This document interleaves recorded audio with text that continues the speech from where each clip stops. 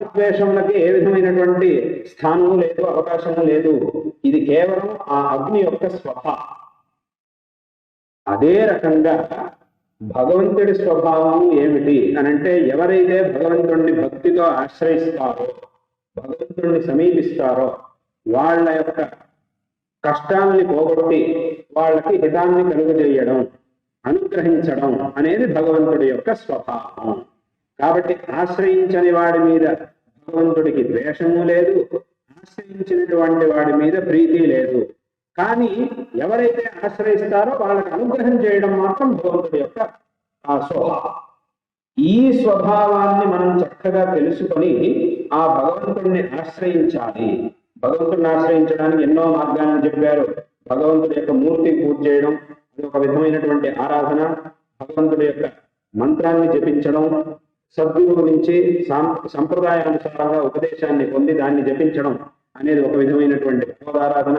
స్తోత్రాన్ని పఠించడం, భగవత్ చరిత్రను పఠించడం, భగవన్ నామ సంకీర్తన చేయడం, భగవత్ క్షేత్ర దర్శనాలు చేయడం, ఇవన్నీ క్షేత్రాల యొక్క దర్శనం చేయడం, భగవంతుడి యొక్క స్వరూపాన్ని ధ్యానం చేయడం, ఇవన్నీ కూడా భగవదారాధన కోసం శాస్త్రంలో చెప్పినటువంటి మార్గాలు.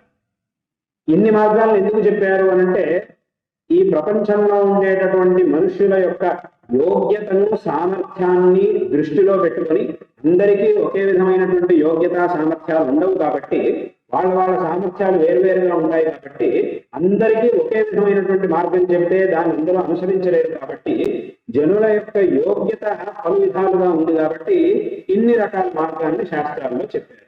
ఇన్ని మార్గాల్లోంచి ఏదైనా ఒక మార్గాన్ని ప్రతి ఒక్కరూ ఆశ్రయించి తప్పకుండా భగవద్ అనుగ్రహానికి పాత్రలు కావాలి. కాబట్టి ఈ ప్రపంచంలో భగవద్ అనుగ్రహానికి పాత్రుడు అనేటటువంటి విషయాన్ని పెద్దల ద్వారా తెలుసుకొని ఆ మార్గంలో భగవంతుడిని ఆశ్రయించి మనం కృతార్థులం కావాలి అనేటటువంటి విషయాన్ని ఈ అగ్ని ఉదాహరణ మూలకంగా శంకరాచార్యుల వారు ఆ గీతా భాష్యంలో మనకు ఉపదేశం చేశారు. ఈ రకంగా తమ యొక్క భాష్య గ్రంథాలలో ఎన్నో విషయాలను, మనకు కావలసినటువంటి ఎన్నో విషయాలను ఉపదేశించినటువంటి మహాపురుషులు జగద్గురు శ్రీ ఆదిశంకర భగవత్పాదాచార్యుల వారు. పరమోచ్చము, అత్యంత గంభీరము అయినటువంటి అద్వైత సిద్ధాంతాన్ని కూడా వారు ఉపదేశం చేశారు. అదే రకంగా ఇటువంటి సామాన్యమైనటువంటి విషయాన్ని కూడా, ఒక మనిషి సమాజంలో ఎలా ఉండాలి, ఇతర వ్యక్తులతో ఎలా ప్రవర్తించాలి, ఎటువంటి గుణాన్ని పొంది ఉండాలి అనేటటువంటి విషయాల వరకు అన్ని విషయాల్ని శంకరాచార్యుల వారు ఉపదేశం చేశారు. సామాన్యమైనటువంటి నీతుల నుంచి, అంటే భజగోవింద స్తోత్రం, ప్రశ్నోత్తర రత్నమాలిక మొదలైనటువంటి గ్రంథాల్లో ఒక సామాన్యమైనటువంటి నీతి నుంచి మొదలుపెట్టి అత్యంత గంభీరం, సకలోపనిషత్ ప్రతిపాద్యమైనటువంటి అద్వైత సిద్ధాంతం వరకు అన్ని విషయాలను ఉపదేశం చేసినటువంటి ఏకైక వ్యక్తి జగద్గురు శ్రీ ఆదిశంకర భగవత్పాదాచార్యుల వారు. కాబట్టి వారు చూపించినటువంటి ఆ మార్గం వారి యొక్క గ్రంథములలో అందరికీ గ్రాహ్యమైనటువంటి విషయాలు ఉన్నాయి. పండితులకి, పామరులకి అందరికీ గ్రాహ్యమైనటువంటి విషయాలను వారు ఉపదేశం చేశారు. కాబట్టి ఎవరికైనా లోకంలో నాకు మంచి జరగాలి, నేను లౌకికము మరియు ఆధ్యాత్మికము అయినటువంటి ప్రగతిని పొందాలంటే ఏం చెయ్యాలి అనే ఒక ప్రశ్నని మనం వేస్తున్నప్పుడు, ఆ ప్రశ్న మన మనసులో ఉద్భవించినప్పుడు మనకు తగినటువంటి సమాధానం శంకరాచార్యుల వారి గ్రంథాల్లో లభిస్తుంది. కాబట్టి అందరి యొక్క శ్రేయస్సుని దృష్టిలో ఉంచుకొని విశేషమైనటువంటి ఉపదేశాలను శంకరాచార్యుల వారు చేశారు. కాబట్టి వారిని మనం జగద్గురు అని అంటున్నాం. ఈ జగత్తులో ఉండేటటువంటి ప్రతి ఒక్క మనిషికి శ్రేయస్సుని నేను ఎలా పొందాలి అనేటటువంటి ప్రశ్న మనసులో ఉద్భవించినప్పుడు ప్రతి ఒక్క మనిషికి ఈ గ్రంథాల్లో, శంకరుల గ్రంథాల్లో మార్గదర్శనం తప్పకుండా లభిస్తుంది. కాబట్టి ఈ రకంగా ఈ జగత్తులో ఉన్నటువంటి ప్రతి ఒక్కరికి శ్రేయ మార్గాన్ని ఉపదేశించినటువంటి శంకరాచార్యుల వారిని మనం అందువలనే జగద్గురు అని అన్వర్థనామంతో పిలుస్తూ ఉన్నాం, సంబోధిస్తూ ఉన్నాం. కాబట్టి వారి యొక్క మార్గదర్శనం, వారి యొక్క గ్రంథముల ద్వారా మనం విశేషమైనటువంటి మార్గదర్శనం పొంది, ప్రతి ఒక్క మనిషి విశేషమైనటువంటి మార్గదర్శనం పొంది కృతార్థులు కావాలి అనేటటువంటి విషయాన్ని ఈ సందర్భంలో అత్యంత భక్తితో, అత్యంత శ్రద్ధతో ఇక్కడికి ఇచ్చేసినటువంటి మీ అందరికీ కూడా ఈ సందర్భంలో చెబుతూ ఉన్నాం. ఈ సందర్భంలో సమస్త ఆస్తిక జనులకి మా యొక్క ఆశీర్వాదాలను తెలియజేస్తూ ఉన్నాం. అంతరాయతిమిరోపశాంతయే శాంతపావనమచింత్య వైభవం తం నరం వపుషి కుంజరం ముఖే మన్మహే కిమపి తుందిలం మహః. శరణం కరవాణి శర్మదం తే చరణం వాణి చరాచరోపజీవ్యం కరుణామసృణైః కటాక్షపాతైః కురు మాం అంబకృతార్థసార్థవాహం. శారదా శారదాంభోజవదనా వదనాంబుజే సర్వదా సర్వదాస్మాకం సన్నిధిః సన్నిధిం క్రియాత్. విమలపటీ కమలకుటీ పుస్తక రుద్రాక్ష శస్తహస్తపుటీ కామాక్షి పక్ష్మలాక్షి కలిత విపంచీ విభాసి వైరించి వాగర్థావివ సంపృక్తౌ వాగర్థ ప్రతిపత్తయే జగతః పితరౌ వందే పార్వతీ పరమేశ్వరౌ.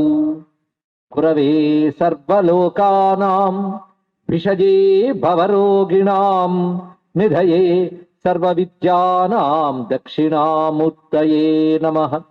నారాయణ సమారంభాం వ్యాసశంకర మధ్యమాం అస్మదాచార్య పర్యంతాం వందే గురు పరంపరాం. శృతి స్మృతి పురాణానామాలయం కరుణాలయం నమామి భగవత్పాదశంకరం లోకశంకరం. విదితాఖిల శాస్త్ర సుధా జలధే మహితోపనిషత్కథితార్థనిధే హృదయే కలయే విమలం చరణం భవశంకర దేశిక మే శరణం. భవశంకర దేశిక మే శరణం. శివాయ గురవే నమః. శివాయ గురవే నమః. శివాయ గురవే నమః. శ్రీమాత్రే నమః. శ్రీమాత్రే నమః. శ్రీమాత్రే నమః.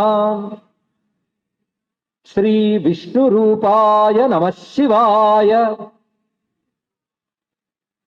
శ్రీ విష్ణురూపాయ నమః శివాయ. శ్రీ విష్ణురూపాయ నమః శివాయ. శారదే పాహి మాం. శంకర రక్ష మాం. శ్రీ శారదాంబికాయై నమః. శ్రీ చంద్రమౌళీశ్వరాయ నమః. శ్రీమజ్జగద్గురుభ్యో నమః. ఆదిశంకర కృపా విరసితమైన ఈ సభా సదస్సుకి సవినీయ నమస్సులు సమర్పణ చేసుకుంటూ ఒక అద్భుతమైన కార్యక్రమం ఇక్కడ జరుగుతోంది. అందులో మనందరం పాల్గొన్నాం. ఒక్కొక్కప్పుడు అద్భుతాన్ని గుర్తించడం మహా కష్టం. గుర్తిస్తే ఆనందం అనుభవానికి వస్తుంది. ఇక్కడ జరుగుతున్నది సామాన్యమైన అంశం కాదు. సనాతన ధర్మావలంబకులైన ప్రతివారు, అంటే హిందువుగా పుట్టిన ప్రతి వారు కూడాను ఈ రోజున ఆదిశంకర భగవత్పాద వారు నమస్కరించుకోవడం కర్తవ్యం, ప్రతి వారి యొక్క కర్తవ్యం. అది వాళ్ళ శంకర జయంతి మహోత్సవం నాడు జయంతి ఉత్సవాలు ద్వాదశాంగా సంకల్పించి ఇక్కడ చేస్తున్నారు. అనేక కర్తువులు జరుగుతున్నాయి. సాయంత్రం వాగ్రూపమైన కర్తువు కూడా జరుగుతున్నది. ఒకవైపు వైదిక కర్మాంగంగా కర్తువులు జరుగుతున్నాయి, మరొక వైపు జ్ఞానరూప కర్తువులు. ఇవన్నీ కూడా దేనికి అంటే లోక కళ్యాణం కోసం. కళ్యాణం మంగళం శుభం శాంతం శుద్ధం, వీటన్నిటికీ పదం శం అనేది. అది కళ్యాణాన్ని మంగళాన్ని శుభాన్ని కలిగించే వారెవరో వారు శంకరులు. అది శంకరుల నామంతో లోక కళ్యాణాన్ని చెయ్యాలి, చెయ్యగలం అంటూ ఇక్కడ గొప్ప ఉత్సవాన్ని జరుపుతున్నారు. ఈ ఉత్సవంలో మరొక విశేషం ఏంటంటే జగద్గురువులు నిత్యం తన నుంచి అనుగ్రహ భాషణాన్ని ఇక్కడ పంపిస్తున్నారు వారు అక్కడి నుంచి, శృంగేరి నుంచి. అంటే ఇది గొప్ప విషయం. అని ఈ రోజు మన ఇన్ని నిమిషాలు విన్నటువంటి జగద్గురు అనుగ్రహ భాషణం ఈ రోజుకి వారు పంపారు. ఏ రోజుకి వారు పంపుతూ ఉన్నది మనం మనసులో భద్రపరుచుకోవాలి. ఈ జగద్గురు అనుగ్రహ భాషణాలన్నీ కూడా మనలో సంకలితం కావాలి. తర్వాత వాళ్ళు పుస్తకంగా అచ్చువేస్తారు అవన్నీ కాదు, వింటున్నప్పుడే మన హృదయంలో నిలుపుకోవాలి. అటువంటి మహావిషయాల్ని వారు సామాన్యులకు కూడా అందిస్తున్నారు. ఎందుకంటే ఆదిశంకరుల యొక్క విభూతి లేనటువంటి వారు ఆ పీఠంపై కూర్చోలేరు. అటువంటి ఆదిశంకరుల స్వరూపులైన జగద్గురువుల యొక్క అనుగ్రహ భాషణం విన్నటువంటి హృదయంతో, ఆ హృదయానికి కలిగిన ఆనందంతో ఈ రోజు నుంచి నా వంతుగా వాక్సేవ చేసుకుంటూ శంకరులను అర్చించుకున్న భాగ్యం లభించింది. ఈ భాగ్యాన్ని ఇచ్చిన వారందరూ కృతజ్ఞతలు చెప్పుకుంటూ, ఇక్కడ ఆదిశంకరుల గురించి మాట్లాడాలి అన్నప్పుడు ఎందరో ఎన్నెన్నో విషయాలు చెప్తున్నారు. పండితులు, శాస్త్రవేత్తలు వారి ప్రతిపాదిత సిద్ధాంతాలు, భాష్యాలు చెప్తూ ఉంటారు. కానీ ఆదిశంకరులు ప్రధానంగా అవతార ప్రయోజనం ఏమిటి అంటే ధర్మ పరిరక్షణే అవతార ప్రయోజనం. అవతారములు రెండు పనులు చేస్తుంటే ధర్మాన్ని, జ్ఞానాన్ని రక్షిస్తాయి. వేదం రెండు ఇచ్చింది మనకి, ధర్మము, జ్ఞానము అని. ధర్మం అంటే ఎలా ప్రవర్తించాలనేది, జ్ఞానం అంటే దేన్ని తెలుసుకోవాలి అనేది. ఆ తెలుసుకోవడం మోక్షానికి పనికొస్తున్నది, ఆ ప్రవర్తించడం మోక్షానికి అవసరమైన చిత్తశుద్ధికి పనికొస్తుంది. ధర్మరూపమైన ప్రవర్తన లేనప్పుడు జ్ఞానము రాదు. ఒకవేళ విన్నా అది భాషించదు, అది ముక్తికి హేతువు కాదు. అందుకే ధర్మము, జ్ఞానము ఈ రెండు చెప్పడానికే అవతరించినదే వేదము. కనుక వేదంలో ఏముందయ్యా అంటే ధర్మము, జ్ఞానము ఈ రెండు చెప్పబడుతుంది. దాన్ని మనకి వేదం అందిస్తే అది కాలగతిలో కలియుగ ప్రభావం చేత క్రమంగా రెండు రకాల విపత్తులు ఏర్పడ్డాయి. ఒకటి వేద విరుద్ధమైనటువంటి పాషండ మతాల యొక్క వ్యాప్తి, రెండవది సరైన అవగాహన లేకపోవడం వల్ల వేదాన్ని విశ్వసించే వారిలో కూడా పరస్పర వైషమ్యాలు ఏర్పడ్డాయి. ఈ పరిస్థితిని చక్కదలుచుకుని మహానుభావుడైనటువంటి పరమేశ్వరుడు, సాక్షాత్ దక్షిణామూర్తి అయిన సదాశివుడు అవతరించి ఆయన చేసిన పని ఏమిటంటే వైదిక ధర్మాల్లో ఉన్న చీలికలన్నిటిని తొలగించి పరస్పర వైషమ్యాలను తొలగించి సమన్వయపరిచారు. అవైదిక మతాల్ని సంపూర్ణంగా నిర్మూలన చేసి సమగ్ర వేద ధర్మాన్ని ప్రతిష్ఠించారు. కనుక ఆదిశంకరులు అనగానే మనకు గుర్తు రావలసినది అద్వైతము, ద్వైతము, విశిష్టాద్వైతము తర్వాత ముందు గుర్తుండవలసినది సమగ్ర వైదిక ధర్మ ప్రతిష్టాత అని గ్రహించవలసిన అంశం. ఇక్కడ మీరు శంకరుల గురించి మాట్లాడేటప్పుడు అవతరించిన కాలం ఎలాంటిదో పరిశీలించాలి. ఒకవైపు అవైదిక మతాలు, మరొక వేదంలో ఉన్నటువంటి మాటలే తీసుకుంటూ కూడా వాటికి విపరీతార్థాలు కల్పిస్తూ ఉన్నటువంటి వైషమ్య రూపమైనటువంటి పరిస్థితులు ఏర్పడ్డాయి. ఇలా 72 రకాల దుర్మతాలు వ్యాపించి ఉన్న సమయంలో ఆదిశంకర భగవత్పాల వారు ఒక అవతారమే. అని ఎన్నాళ్ళు జీవించారు అంటే ఇప్పటికీ జీవించే ఉన్నారని చెప్పాలి. వారికి కాల పరిమితులు ఉంటాయండి. ఇక్కడ వేదాన్ని గౌరవించేవారు, వేదంలో చెప్పిన దేవతలను నమస్కరించేవారు, వారందరూ కూడాను తమకంటూ ఒక గురువుని ఎంచుకోవాలి అంటే ఆదిశంకర భగవత్పాదులు వారే వారి గురువు. ఎందుకంటే వేదం ప్రధానంగా ముందు చెప్పినట్టు ధర్మము, జ్ఞానము చెప్తుంది. ఈ రెండులో మరొకటి ఉన్నది, దాన్ని ఉపాసన అని అంటారు. ఇక్కడ ఉపాసన భగవద్ ఆలంబనం. అది ఈశ్వర అనుగ్రహం లేకపోతే ధర్మాన్ని సరిగ్గా అనుష్ఠించలేము, జ్ఞానాన్ని పొందలేము. అది ఈశ్వరానుగ్రహం తప్పనిసరిగా అవసరం. ఆ ఈశ్వరానుగ్రహం ఇహానికి, పరానికి, పరమార్థానికి కూడా చాలా అవసరం కనుక ఆ ఈశ్వరుని యందు భక్తి కలిగి ఉండాలి. ఇక్కడ భక్తి అనేది ప్రవేశించింది. భక్తి ధర్మము, జ్ఞానము కాకుండా విడిగా ఒకటి కాదు. భక్తి అనేది ధర్మానికి అవసరం, జ్ఞానానికి అవసరం. కొంతమంది మా జ్ఞాన మార్గం అండి, భక్తి కాదు అంటారు. అంటే వాడికి భక్తి, జ్ఞానం రెండూ లేవని మనం అర్థం చేసుకోవాల్సింది. ఇక్కడ భక్తి లేనిది జ్ఞానం లేదు, ధర్మము లేదు. ఈ మాట జగద్గురు అయిన కృష్ణ పరమాత్మే తెలియజేశారు. కృష్ణం వందే జగద్గురుం.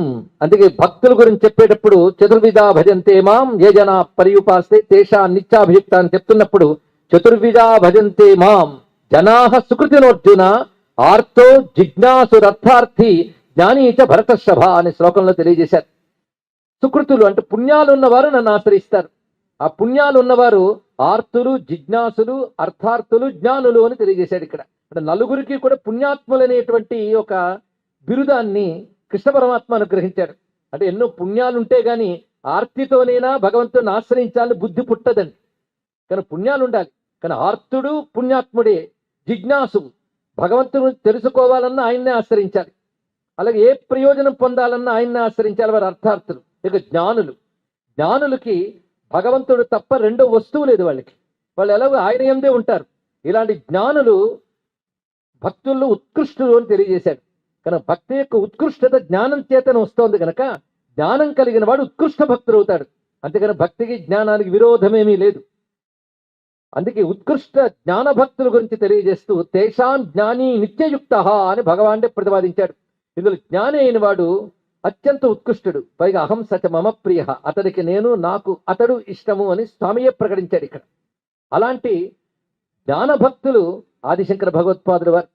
అందుకే ధర్మంలో భక్తి ఉండాలి, జ్ఞానంలో భక్తి ఉంటుంది. ఇది తెలుసుకోవాల్సింది. జ్ఞానంలో భక్తి ఎలా ఉంటుందంటే ప్రేమ రూపంలో ఉంటుంది. ఈ విషయాన్ని శ్రీ శ్రీ శ్రీ చంద్రశేఖరేంద్ర సరస్వతి మహాస్వామి వారు అద్వైతం గురించి చెప్తూ గ్రంథంలో చెప్తారు. జ్ఞాన భక్తి ఎలా ఉంటుంది. అర్థార్థ భక్తిలో భగవంతుడిని ఆశ్రయిస్తాం, ప్రయోజనాన్ని ఆకాంక్షిస్తాం. జ్ఞాన భక్తిలో భక్తి ఎలా ఉంటుందంటే కేవలం ప్రేమ రూపంగా ఉంటుంది అన్నాడు, ప్రీతి రూపంగా ఉంటుంది అన్నాడు. ఇక్కడ ప్రీతి అనే శబ్దానికి ప్రేమ అని అర్థం. ప్రేమ అంటే ప్రియమైన భావం. ఈ భావం ఏమిటయ్యా? ఆనందము అని అర్థం. అస్థిభాతి ప్రియం, అదే సచ్చిదానందం. ఆ ప్రియమైనటువంటి భావం అది. ఇక్కడ భగవంతుని తలంచుకోగానే హృదయం ముందు కలిగేటువంటి ఆనంద రూపమైన ప్రీతి భావం ఏది ఉందో అది భక్తి. ఇదే సాత్వస్మిన్ పరమ ప్రేమ రూప అనే మాట ఉన్నది. భగవానుడు కూడా భజతే ప్రీతిపూర్వకం అన్న మాటని చెప్తాడు. కనుక ప్రియము, ప్రేమ, భక్తి, ఆనందము ఇవన్నీ వైదిక మార్గంలో ఉన్నటువంటివే. అటువంటి ప్రేమ రూపాత్మకమైన చిత్తవృత్తితో భగవంతుడిని కొలుచుకోవాలి, భగవద్ అనుగ్రహం పొందాలి అని ఆదిశంకరులు ప్రతిపాదన చేశారు. అంతేగాని కేవలం ఒక సిద్ధాంతాన్ని ప్రతిపాదించడానికి ఆయన రాలేదు. వేదము చెప్పిన అన్ని సిద్ధాంతాన్ని సుష్ఠుపరిచి బలపరచడానికి వచ్చినటువంటి అవతారమైన అది సమగ్ర వేద ధర్మ ప్రతిష్టాత అనేదే ప్రారంభించుకుని ఆ అంశమే కొనసాగించదలుచుకున్నాం ఈశ్వరానుగ్రహం చేత. అయితే ఆదిశంకరులు ధర్మ మార్గం గురించి ఎన్ని చోట్ల చెప్పారంటే వేదో నిత్యమదయ్యతాం తదుదితం కర్మస్వనుష్ఠీయతాం అనే మాటలు మనకు స్పష్టంగా కనబడుతున్నది. ఇక్కడ ఇద్దరు జగద్గురువుల మాటను అన్వయించడం మొదటి నుంచి కనబడుతోంది వాళ్ళ మాటల్లో. ఒక జగద్గురు ఎవరయ్యా అంటే కృష్ణం వందే జగద్గురు. రెండవ జగద్గురు ఎవరయ్యా అంటే ఆదిశంకర భగవత్పాదుల వారు. అటు కృష్ణవాక్యం మనకు ప్రమాణం, కృష్ణ హృదయాన్ని ఆవిష్కరించిన జగద్గురువులు ఆదిశంకరుల ప్రమాణం. ఈ ధర్మాన్ని రక్షిస్తున్నది శివకేశవులు ఉభయులే. కేశవుడు కృష్ణ పరమాత్మగా వ్యాసునిగా ధర్మాన్ని బోధిస్తే పరమేశ్వరుడి దక్షిణామూర్తి శంకరుడిగా అవతరించి అంతా కృష్ణుడే విష్ణువే చేస్తుంటే నేనేం చేయాలని ఆయన వచ్చి పనిచేశాడు. ఉభయులు కలిసి మనల్ని అనుగ్రహించారండి.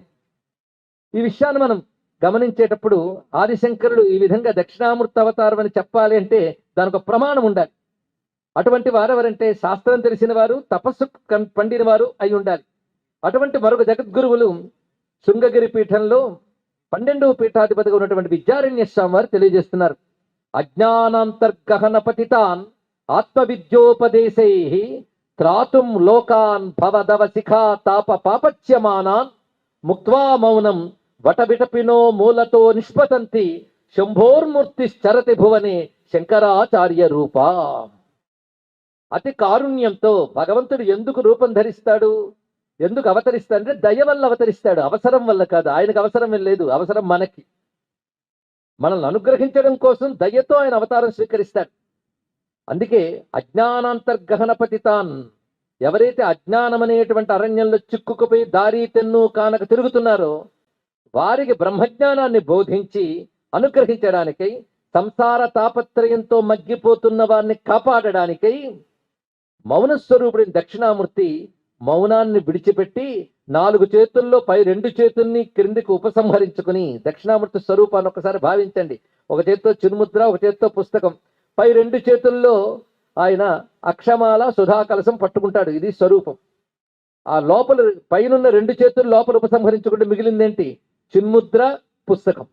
దీని అర్థం ఏంటయ్యా అంటే సర్వశాస్త్రములు ఈ పుస్తకంలో సూచించబడుతున్నాయి, సర్వశాస్త్ర సారం ఈ చేతితో చూపించబడుతున్నది అన్నారు. ఇటువంటి మూర్తిని ధ్యానిస్తే ధన్యులం అవుతా ఉంటారు విద్యారణుల వారి శంకర విజయంలో. అందుకే మనం ఒక్కసారి ప్రాతకాలంలో లేచి గురు ధ్యానంగా ఈ మూర్తిని ధ్యానించుకోవడం, మన ధ్యానం చెదిరిపోకుండా ఎప్పుడు గుర్తు చేయడానికి ప్రతి ఇంట ఆదిశంకరుల చిత్రపటం ఒకటి ఉండడం, ఈ రెండు చాలా అవసరమండి. ఒక్కసారి మనస్సులో ఈ స్వరూపాన్ని ధ్యానించండి, మనకు తెలియకుండానే మనలో ఉన్న సందేహాలు పటాపంచలు అయ్యి సమాధానం లభిస్తుంది. సమాధానం అనే మాట చాలా మంచి మాట. అది సాధన చతుష్టయ సంపత్తిలో సమాధానం గురించి కూడా ఉన్నది కదా. అది సమాధానం అనేది గురు కటాక్షం వల్ల లభించాలి. అది ఆదిశంకరులు ఒక్కసారి మనస్సులో ధ్యానిస్తే గురువుల వల్ల ఏం రావాలా అని ధ్యానం వల్ల వస్తుందండి. అటువంటి మహిమాన్వితమైన గురువు. ఎందుకంటే స్మరణ మాత్రం చేతనే అనుగ్రహించగలిగే శక్తి గురువులకు ఉంటుంది. అలాంటి గురువులు ఆదిశంకర భగవత్పాల వారు. వాళ్ళకి దేశ కాల అవధులు ఉండవు. అందుకే ఎప్పుడో శతాబ్దాల క్రితం వారు వచ్చారు కదా అంటే ఇప్పటికీ వారు ఉన్నారు. ఎవరు స్మరిస్తారో వారికి సన్నిహితులు వారు. అది స్మరణ చేతను అనుగ్రహించేటువంటి జగద్గురువులు ఆదిశంకర భగవత్పాదులు వారు. ఇక ప్రత్యేకించి మీరు ఏ మార్గంలో ఉన్నా తరించడానికి మార్గం వేసిన వారు. ఆ మార్గం ఆయన కొత్తగా వేయలేదు. వేదంలో ఉన్నదాన్ని ఆయన చూపించారు ఇక్కడ. కానీ వేదం ఏం చెప్పిందంటే ప్రతి వారికి విధి అనగా శాస్త్రము ఏమి నిర్దేశించిందో దాన్ని ఆచరించాలి. అది నువ్వు సకాలంగా ఆచరించావా, ధర్మబద్ధంగా ఆచరించినట్లయితే ధర్మబద్ధమైన కామన తీరి క్రమక్రమంగా అవాంతర ప్రయోజనంగా ఎప్పటికో చిత్తశుద్ధి వస్తుంది. అది నిష్కామంగా ఆచరించేవా అది నేరుగా చిత్తశుద్ధినిస్తున్నది. ఏవైనా మనకి జీవితంలో అవసరం ఉంటే అది అవాంతర ప్రయోజనంగా తీర్చిదిద్దుతుంది. ఈ విషయాన్ని సూత సంహితయే ప్రమాణం. ఈ విధంగా ముందు శుద్ధమైనటువంటి సత్కర్మాచరణ చేయాలి. రెండవది, కర్మాచరణ చేస్తున్నంత కాలం ఈశ్వరానుగ్రహాన్ని మరువరాదు. ఈశ్వరాశ్రయం ఎల్లవేళలా అవసరమే. ఇదే భగవద్గీత యొక్క సారంగా కూడా భగవత్పాల్ వారు తెలియజేశారు. అది మొట్టమొదటి ప్రతివారు కూడా వారికి విధింపబడ్డ కర్మని నిష్కామంగా చేసినప్పుడు వారు తొందరగా ముక్తిని ఇక్కడే పొందగలరు. అది కూడా ఈశ్వరార్పణ ధియ, ఈశ్వరార్పణ బుద్ధితో చేసినట్లయితే వారు ధన్యులవుతారు. ఇది వేదం యొక్క సారం. దాన్నే బోధించారు. అయితే ఈశ్వరుడు అంటే ఎవరు? ఇక్కడ అది పెద్ద ప్రశ్న. ఈశ్వరునే శరణంబు వేడెదన్ అన్నారు గజేంద్రుల వారు. ఈశ్వరుడు అంటే ఎవరు? విష్ణువా, శివుడా, శక్తియా, గణపతియా? అంటే అసలు ఈశ్వరుడు కానిదేమిటయ్యా? ఈశావాస్యమిదం సర్వం ఉపనిషత్తే చెప్తోంది కదా. ఈశ్వరుడు అంటే ప్రధానంగా ఒక అవగాహన కలిగి ఉండాలి ప్రతి వారికి. సర్వవ్యాపకుడు, సర్వజ్ఞుడు, సర్వశక్తిమంతుడు.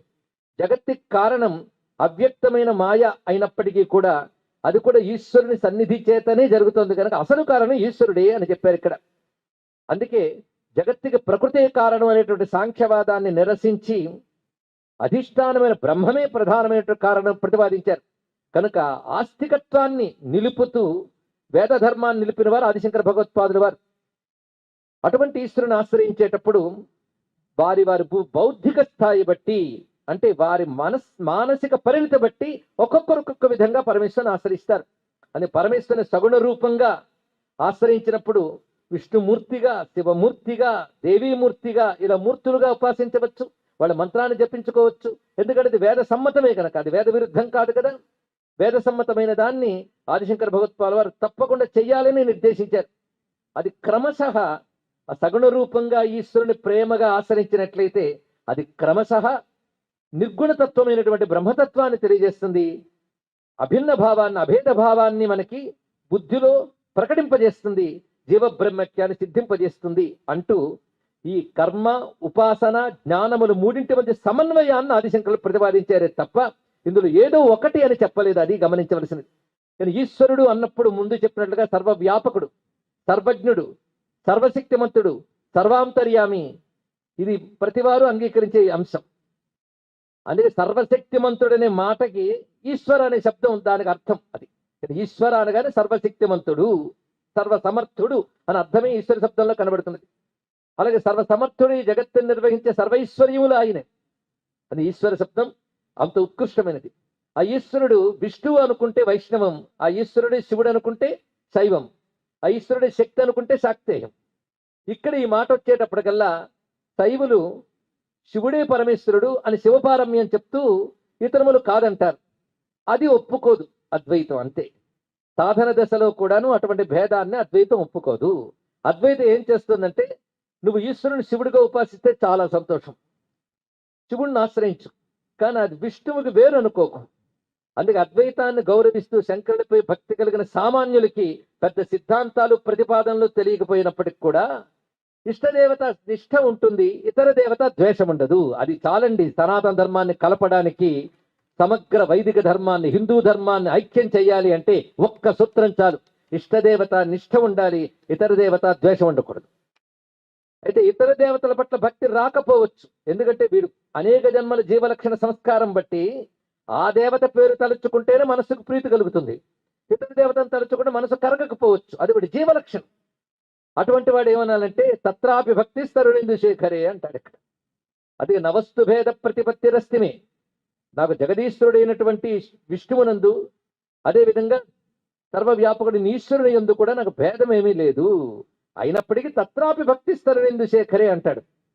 అది లీలాసుకుడని మహాకృష్ణ భక్తుడున్నాడు. ఆయన అద్వైత సాంప్రదాయ అనుయాయి. ఆయన అంటాడు, శైవావయం నఖలు తత్ర విచారణీయం పంచాక్షరీ జపపరా నితరాన్ తథాపి చేతో మదీయ మతసీ కుసుమావభాసం స్మేరాననం స్మరతి గోపవధూ కిశోరం అన్నాడు ఆయన.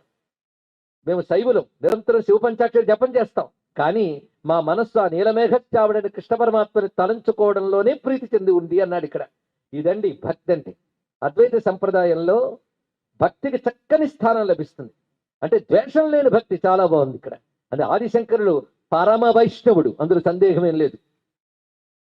పరమ శైవులు, అంతకంటే సందేహం లేదు. శాక్తేయంలో ఆయన మించిన వారు లేరు. గాణపత్యంలో ఆయన మించిన గురువు లేరు.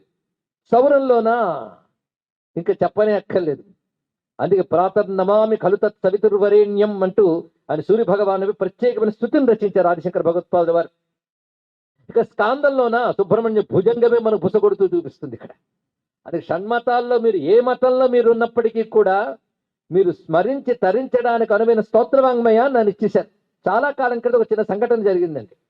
ఒక వైష్ణవ క్షేత్రంలో నరసింహ క్షేత్రం అది దర్శించడానికి వెళ్తుంటే కొండ పొడుగునా కూడా అక్కడ మైక్ ద్వారా కరావలంబ స్తోత్రం వినబడుతుంది. కొంతసేపటికి కనకధార స్తోత్రం వినబడింది. అదే రికార్డు పెట్టారని నేను అనుకున్నాను. పైకి వెళ్ళి చూసేటప్పటికల్లా వైష్ణవాచార్యుల వారు భక్తిగా చదువుతున్నారు భగవత్పాదు వారు కనకధార స్తోత్రాన్ని. నేను అన్నాను, ఎంత గొప్పగా చదివారండి అన్నాను. కాదయ్యా, ఎంత గొప్పగా వ్రాసారో వారు అన్నారు ఇక్కడ. ఈ మాట అనడానికి వారు ఏ సిద్ధాంతంలో ఉన్నారో ఆ సిద్ధాంతం అడ్డు రాలేదు. ఎవరు ఏ సిద్ధాంతంలో ఉన్నప్పటికీ కూడా ఆ సిద్ధాంతాన్ని పాటిస్తూనే ఆమోదించగలిగిన జగద్గురువులు ఆదిశంకర భగవత్పాదుల వారిని మరొక్కసారి రుజువైంది ఇక్కడ. శంకరులే లేకుంటే ఏమయ్యేది అంటే చెప్పుకోవడానికి ఆరు మిగిలేవి కావు. అవైదికమైనటువంటి వాటి ధాటికి అప్పుడు వాటికి దొరికిన ఆశ్రయ బలం వల్ల అవి చూపిస్తున్న విజృంభణికి వేదము సమ్మతించిన ఆరు మతాలు కూడాను క్రమంగా నామరూపాలు అంతరిస్తాయేమో అనంత భయంకరమైన పరిస్థితులు ఉండేది. ఆదిశంకర భగవత్పాదుల వారు వచ్చిన తర్వాత చేసింది ఏంటంటే వీటన్నిటినీ ఆయన సమన్వయించి ఈ ఆరు గొప్పవే, ఈ ఆరుడి చేత ప్రతిపాదింపబడుతున్నవాడు ఒకడే పరమేశ్వరుడు, సృష్టి స్థితిలయ కారకుడు, సర్వజ్ఞుడు, సర్వశక్తిమంతుడు అనేది పరమేశ్వరుని నిర్వచనం. ఈ నిర్వచనమే విష్ణువు ఇతడు అంటారు. ఈ నిర్వచనాల లక్షణాలు ఉన్నటువంటి వాడంతా విష్ణువే అంటారు వైష్ణవులు. అవన్నీ శివుడే అంటారు. అయితే అద్వైతాన్ని శంకరుణ్ణి ఎవరైతే అనుసరిస్తారో వారు ఒకటే అంటారు, ఈశ్వరుడు అంటే సర్వజ్ఞుడు, సర్వవ్యాపకుడు, సర్వశక్తిమంతుడు, సృష్టి స్థితిలయకారకుడు. ఈ నిర్వచనాల్లో ఎవ్వరికీ విప్రతిపత్తి లేదు, అంతే కదా, భేదమే లేదు. అయితే ఆ ఈశ్వరుణ్ణి మీరు విష్ణు అంటారు, ఇంకోటి శివుడు అంటారు. మేమంటాం శివుడు విష్ణువు కూడా ఈశ్వరుడే అంటారు. అందుకే సనాతన ధర్మం మొత్తంగా కలిసి క్షేమంగా ఉండాలి అంటే ఆదిశంకర భగవత్పాదుల వారి సిద్ధాంతాన్ని అనుసరించడమే కర్తవ్యం. వారిని జగద్గురువులుగా నమస్కరించుకోవాలి.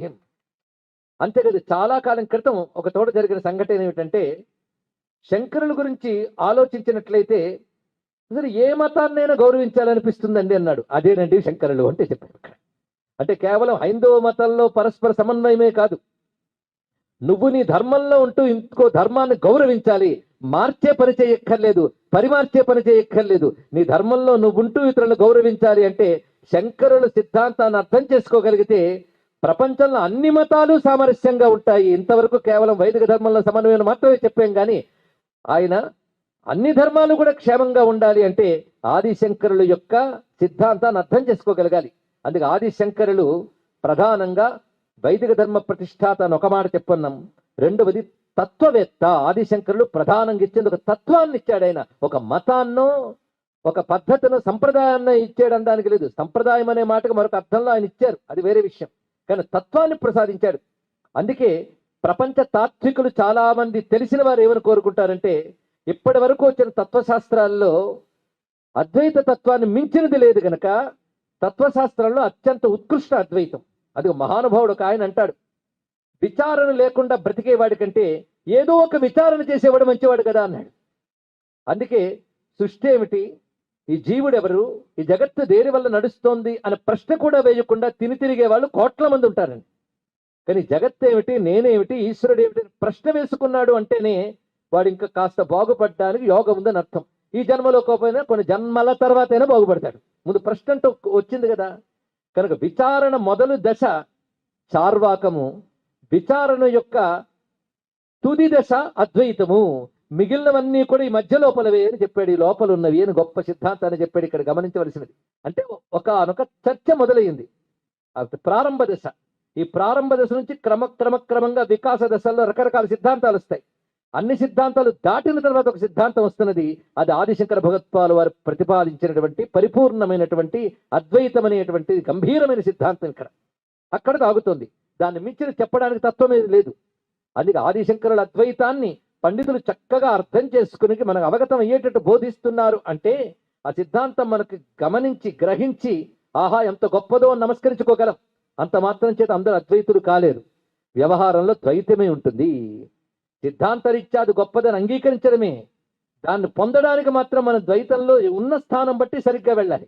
ఉన్న స్థానం నుంచి సరిగ్గా వెళ్ళాలి అంటే మాత్రం వేదం చెప్పినటువంటి స్వీయ ధర్మాన్ని, స్వధర్మాన్ని పాటించాలి. స్వధర్మం అనే మాట సనాతన ధర్మం మాత్రమే ప్రపంచానికి ఇవ్వగలిగిన గొప్ప మాట అండి. ఇక్కడ స్వధర్మం అనే మాట నీ ధర్మం, నీకేది విద్యుక్తమైనదో.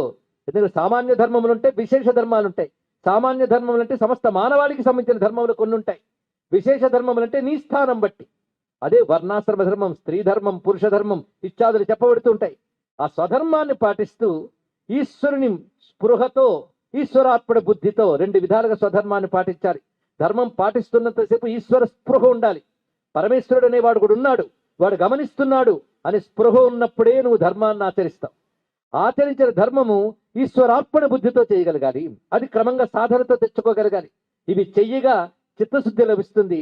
చిత్తశుద్ధి లభించిన తర్వాత ఆ పరమ సిద్ధాంతం అప్పుడు అర్థమవుతుందండి. అందుకే అంతవరకు కూడా ఇవన్నీ సాధనా మార్గంలో ఏవేవి అవసరమో భగవత్పాదుల వారు వీటన్నిటిని కూడా చక్కగా మనకు అందించారు.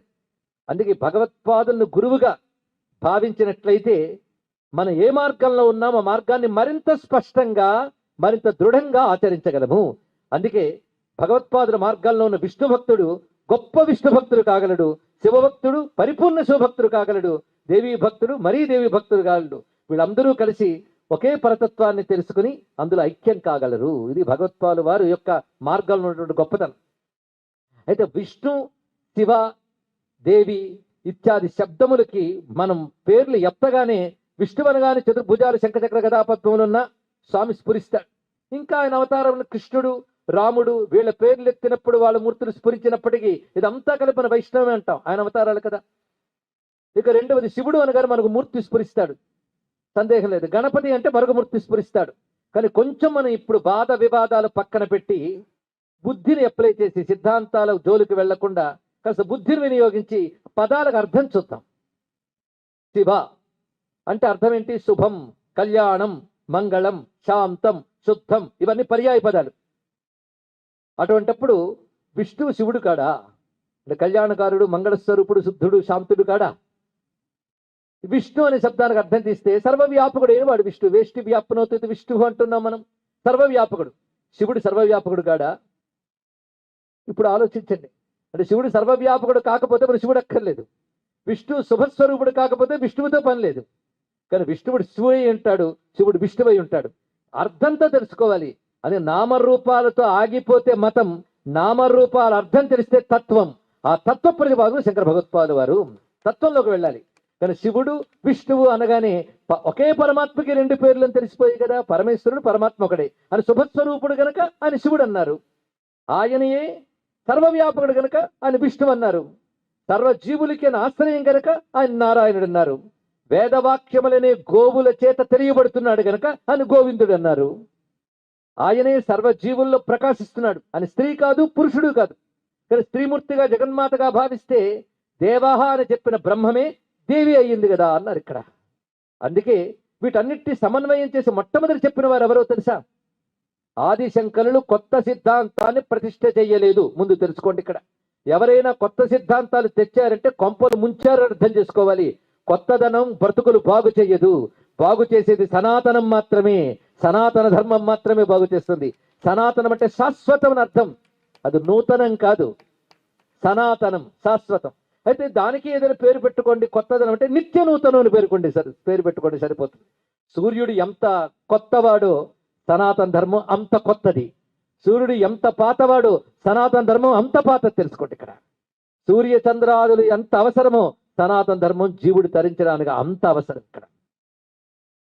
అటువంటి సనాతన ధర్మంలో విష్ణువుని శివుణ్ణి ఏ ఉపాసకుడికి ఆ దేవత యందు ప్రీతి కలిగేలాగా జ్ఞానాన్ని అందిస్తూనే అదే సమయంలో అభేదాన్ని చెప్పేటువంటి పని మొట్టమొదటి చేసిన వారు ఎవరు అంటే వేదము చెప్పింది కాదనం. కొన్ని వ్యక్తిగా ఎవరినైనా చెప్పుకోవాలి అంటే ఎవరిని చెప్పుకోవాలండి? వేదవ్యాసుల వారిని చెప్పుకోవాలి, ఇంకెవరిని కాదు. ఇది వ్యాసుల వారు చూడండి, విష్ణు పురాణం ఇస్తారు. అదేవిధంగా కృష్ణ పరమాత్మ మీద ప్రత్యేక గ్రంథాలు రచించారు, అమ్మవారి పేరు రచించారు, శివుని పేరు రాశారు. కొన్ని పురాణాలు శివుని మీద, కొన్ని పురాణాలు విష్ణువు మీద, కొన్ని పురాణాలు సూర్య భగవానుడిపై, కొన్ని పురాణాలు గణపతి పారమ్యంతో రచించారు, కొన్ని పురాణములు విష్ణు శివుడు ఇలా అందించారు. కానీ మీరు ఏ పురాణమైనా చదవండి, ఒక్కసారి ఒళ్ళు దగ్గర పెట్టుకు చదవండి, పరమేశ్వరుడు నిర్వచనం అన్ని చోట్ల ఒకటే కామన్. ముందే చెప్పేశాం, పరమేశ్వరుడు అంటే డెఫినేషన్ మనందరికీ తెలియాలి. ఈశ్వరుడు భగవంతుడు అంటే ఎంత స్పష్టమైన నిర్వచనం ప్రపంచం మొత్తం మీద సనాతన ధర్మం మాత్రమే ఇవ్వగలిగింది. ఎవరి వలన సృష్టి స్థితులు జరిగాయో మళ్ళీ రిపీట్ చేస్తున్నట్టు కనబడవచ్చు, కానీ భగవంతుడు అంటే ఒక అవేర్నెస్, ఒక అవగాహన కలగాలి. ఎవడి వల్ల సృష్టి స్థితులు కలిగాయో, ఎవడు సర్వవ్యాపకుడు, ఎవడు సర్వశక్తిమంతుడు, ఎవడు సర్వజ్ఞుడు, అతడు భగవంతుడు. ఆ భగవంతుడి పేరే విష్ణు పురాణంలో విష్ణు పరంగా చెప్పబడుతుందంతే. ఆ లీలన్నీ చెప్తాం. ఇదే నిర్వచనం తీసుకుని శివపరంగా చెప్తాడు శివపురాణంలో. ఇవన్నీ రాసినవాడు ఒక్కడే. పోనీ అది కొందరు ఇది కొందరు రాశారా? రాసినవాడు లేదా అన్నిటి సంకలితం చేసిన వాడు ఒక్కడే. వాడెవరు? వ్యాస భగవానుడు. కానీ వ్యాస భగవానుడు చేశాడు మొట్టమొదటి ఈ పని. సనాతన ధర్మంలో అన్ని రకాల విధానాలు చెప్పాడు. కొంతమంది ఉంటారండి అసలు ఏ రూపం లేని పరతత్వాన్ని ధ్యానించి ఆనందించే వాళ్ళు కూడా కనబడుతూ ఉంటారు. అది వాడి జీవలక్షణం. అందుకే పుంరూపం వా స్మరేద్దేవీం స్త్రీరూపం వా విచింతయేత్ అథవా నిష్కళాంజాయేత్ సచ్చిదానంద లక్షణం. ఇది చెప్పారు. పరబ్రహ్మ అంటే సత్ చిత్త ఆనందం, ఇది బ్రహ్మం యొక్క లక్షణం. ఆయన సృష్టి స్థితులు చేస్తున్నాడు అనేది రెండవ నిర్వచనం. ఈ రెండవ నిర్వచనం వచ్చేటప్పటికి ఆయన పరమేశ్వరుడు అయ్యాడు. మొదటి నిర్వచనంలో సచ్చిత్ ఆనంద స్వరూపం, అది బ్రహ్మము. అసలు బ్రహ్మం అంటే ఏమిటి, పరమేశ్వరుడు అంటే ఏమిటి, దేవతలంటే ఏమిటి, ఈ అవగాహన లేకపోవడం వల్లనే మన వైషమ్యాలు వస్తున్నాయండి, మరొకటి కాదు. ముందు అవగాహన కలిగి ఉండాలి. ఇంత స్పష్టమైన అవగాహన సనాతన ధర్మం వేదం ద్వారా మనకు అందించింది. దాన్ని అందుకుని ఎవరు ఇష్టానుసారంగా వారి బుద్ధిని అనుసరించి వారికి తగ్గ గ్రంథాలు రచించి వాటన్నిటికీ మళ్ళీ ఏకసూత్రం చేసినటువంటి వాడు వ్యాస భగవానుడు. అది వ్యాసుడు మనకి పరమేశ్వరుడు తర్వాత మళ్ళీ జగద్గురువుగా చెప్పుకోవాల్సిన వ్యాసుడు వారిని. ఎవరి తర్వాత? పరమేశ్వరుడు తర్వాత. పరమేశ్వరుడు అంటే ఎవరు? విష్ణువా శివుడా? ఇంకిప్పుడు ఎవరు ఆ మాట అనరు. ఒకడే పరమేశ్వరుడు, శుభస్వరూపుడు గల శివుడు, సర్వవ్యాపకుడు గల విష్ణువు. అందుకు కొంతమంది అంటారు నారాయణ సమారంభాం అంటారు, కొంతమంది అంటారు సదాశివ సమారంభాం, శంకరానుయాయులు అంటారు ఏదన్నా పర్వాలేదంటారు. ఇక్కడ అదే రెండూ మనకి శిరోధార్యమే. ఆ జ్ఞానాన్ని నీకిచ్చిన వాడెవడు అంటే అటు తర్వాత మనం పరమేశ్వరుడు తర్వాత సదాశివుడు కావచ్చు, నారాయణుడు కావచ్చు. ఆ తర్వాత చెప్పుకోవాల్సింది పద్మభువం బ్రహ్మదేవుడు, ఆ తర్వాత వశిష్ఠుడు, ఆ తర్వాత శక్తి పరాశరుడు, వ్యాస భగవానుడు. అక్కడి వరకు అందరూ సమ్మతిస్తారు కదా. ఆ వ్యాస భగవానుడు చేసిన పని తర్వాత ఒక్కొక్కరు కొంతమంది ఏం చేశారంటే ఆ వ్యాసుడు విష్ణు భక్తికి సంబంధించి ఏవి చెప్పాడో అవి తీసుకుని ప్రచారం చేశారు కొందరు గురువులు. అది వ్యాస సమ్మతమే. కొందరు గురువులు ఏం చేశారంటే శివపరంగా ప్రచారం చేశారు. ఇది చాలా మంచిదే. శివునిపై ప్రీతి కలిగిన వారికి వారు ఆచార్యులుగా ఉన్నారు. విష్ణువు ప్రీతి కలిగిన వారికి ఆ విష్ణు గ్రంథాలు ప్రచారం చేసిన వాళ్ళు ఉన్నారు. అంటే అటు శివభక్తులకి, ఇటు విష్ణు భక్తులకి, ఇంకా శక్తి భక్తులకి అందరికీ ఇప్పుడు ఎవరు ప్రధాన గురువు అయ్యారు? వ్యాసుడు వారు అయ్యారు. ఒప్పుకుంటున్నాం కదా అందరం కూడా. కానీ వ్యాసుడు వారు ప్రతివారు అంగీకరిస్తారు. ప్రతివారు అంగీకరించే వ్యాసుడు వారిని అంగీకరిస్తూ వ్యాసుడు వారు చేసిన పనే చేసి శివభక్తులైన విష్ణు భక్తులైన ఎవరైనా సరే ఒకే ఈశ్వరుని ఆరాధిస్తున్నారని వ్యాసుల వలే చెప్పినటువంటి వాళ్ళు మరి ఆదిశంకర భగవత్పాదుల వారే. అని వ్యాసుడు చెప్పిన ప్రకారంగా కొందరు శైవాన్ని వ్యాప్తి చేస్తే, కొందరు వైష్ణవాన్ని వ్యాప్తి చేస్తే, శైవాన్ని వైష్ణవాన్ని శాక్తేయాన్ని అన్నిటి కలిపి ఒకటిగా చూపిస్తూ ఈ ఉపాసనా స్థాయి వరకే నాయన, ఈ ఉపాసన చేసి తద్వారా ఈశ్వరానుగ్రహం వల్ల నీ మనస్సు శుద్ధమై పక్వమైతే ఈశ్వరుడికి భిన్నంగా మరేదీ లేదని ఎరుక నీకు కలుగుతుంది. ఆ ఎరుక ఎలా కలుగుతుందంటే ఈశ్వరునికి ఏది భిన్నంగా లేదు. ఆఖరికి మాటని నేను కూడా ఈశ్వరునికి భిన్నుణ్ణి కాను అనే స్థితి కలుగుతుంది. ఆ స్థితి అద్వైత స్థితి. అద్వైత స్థితి ఎంత గొప్పదంటే పరమాత్మ తప్ప మరేది లేదని చెప్తుందండి. ఇది చాలా బాగుంది. పరమాత్మ తప్ప రెండవది లేదు అని చెప్పడంలో భక్తి పరాకాష్ఠకు వెళ్ళిపోయింది ఇక్కడ. అందుకే ఈ అన్ని రకాల సిద్ధాంతాలు వేదంలోనూ ఉన్నాయి. కానీ ద్వైతానికి ప్రమాణ వాక్యాలు కావాలన్నా వేదమే చెప్తుంది. విశిష్టాద్వైతానికి ప్రమాణ వాక్యములు వేదమే చెప్తుంది. అద్వైతానికి ప్రమాణ వాక్యాలు చెప్తోంది అంటే అర్థం ఏంటంటే సాధన క్రమంగా మొదలై అద్వైతంతో పరిపూర్ణమవుతుందని చెప్తూ వేదం ఇన్ని రకాల అర్థాలని మనకు అన్వయిస్తున్నది. అందుకే ఈ మూడు సిద్ధాంత అనుయాయులైన వారందరినీ కూడా మనం సమన్వయించాలి, గౌరవించాలి. ఆ సిద్ధాంతంలో ఉన్న పెద్దలందరినీ కూడా మనం నమస్కరించాలి, సమాదరించాలి. ఈ సంస్కారం మనకు అందించారు ఆదిశంకర భగవత్పాదులు వారు ఇక్కడ. అది విశేషమైన అంశం ఇక్కడ. అందుకే ఇక్కడ సిద్ధాంత భేదాలు సామాన్యులకు అక్కర్లేదు. మనం ఒక్కసారి ఒక ఆలయానికి వెళ్ళి, శివాలయానికి వెళ్ళండి, విష్ణువాలయానికి వెళ్ళండి, లేదా ఆయా మతాచార్యుల యొక్క సంస్థానాల వద్ద జరుగుతున్న పూజలు చూడండి. ఆ పూజల్లో ఏ భక్తి ఉందో, ఏ స్తోత్రాలు ఉన్నాయో, ఏ వాంగ్మయం ఉందో అదే మన శంకర పీఠాల్లో జరిగే పూజల్లో కూడా అదే కనబడుతుంది. అక్కడ హోమాలు, అక్కడ పూజలు అన్నీ ఒకటి. ఎక్కడ భేదం ఉందండి? కానీ సామాన్యులని మన అనవసరంగా అయోమయం పాలు చేయనక్కర్లేదు. ఎవరమైనా సరే హిందువులం, ఎవరమైనా సరే సనాతన ధర్మానికి చెందిన వారం.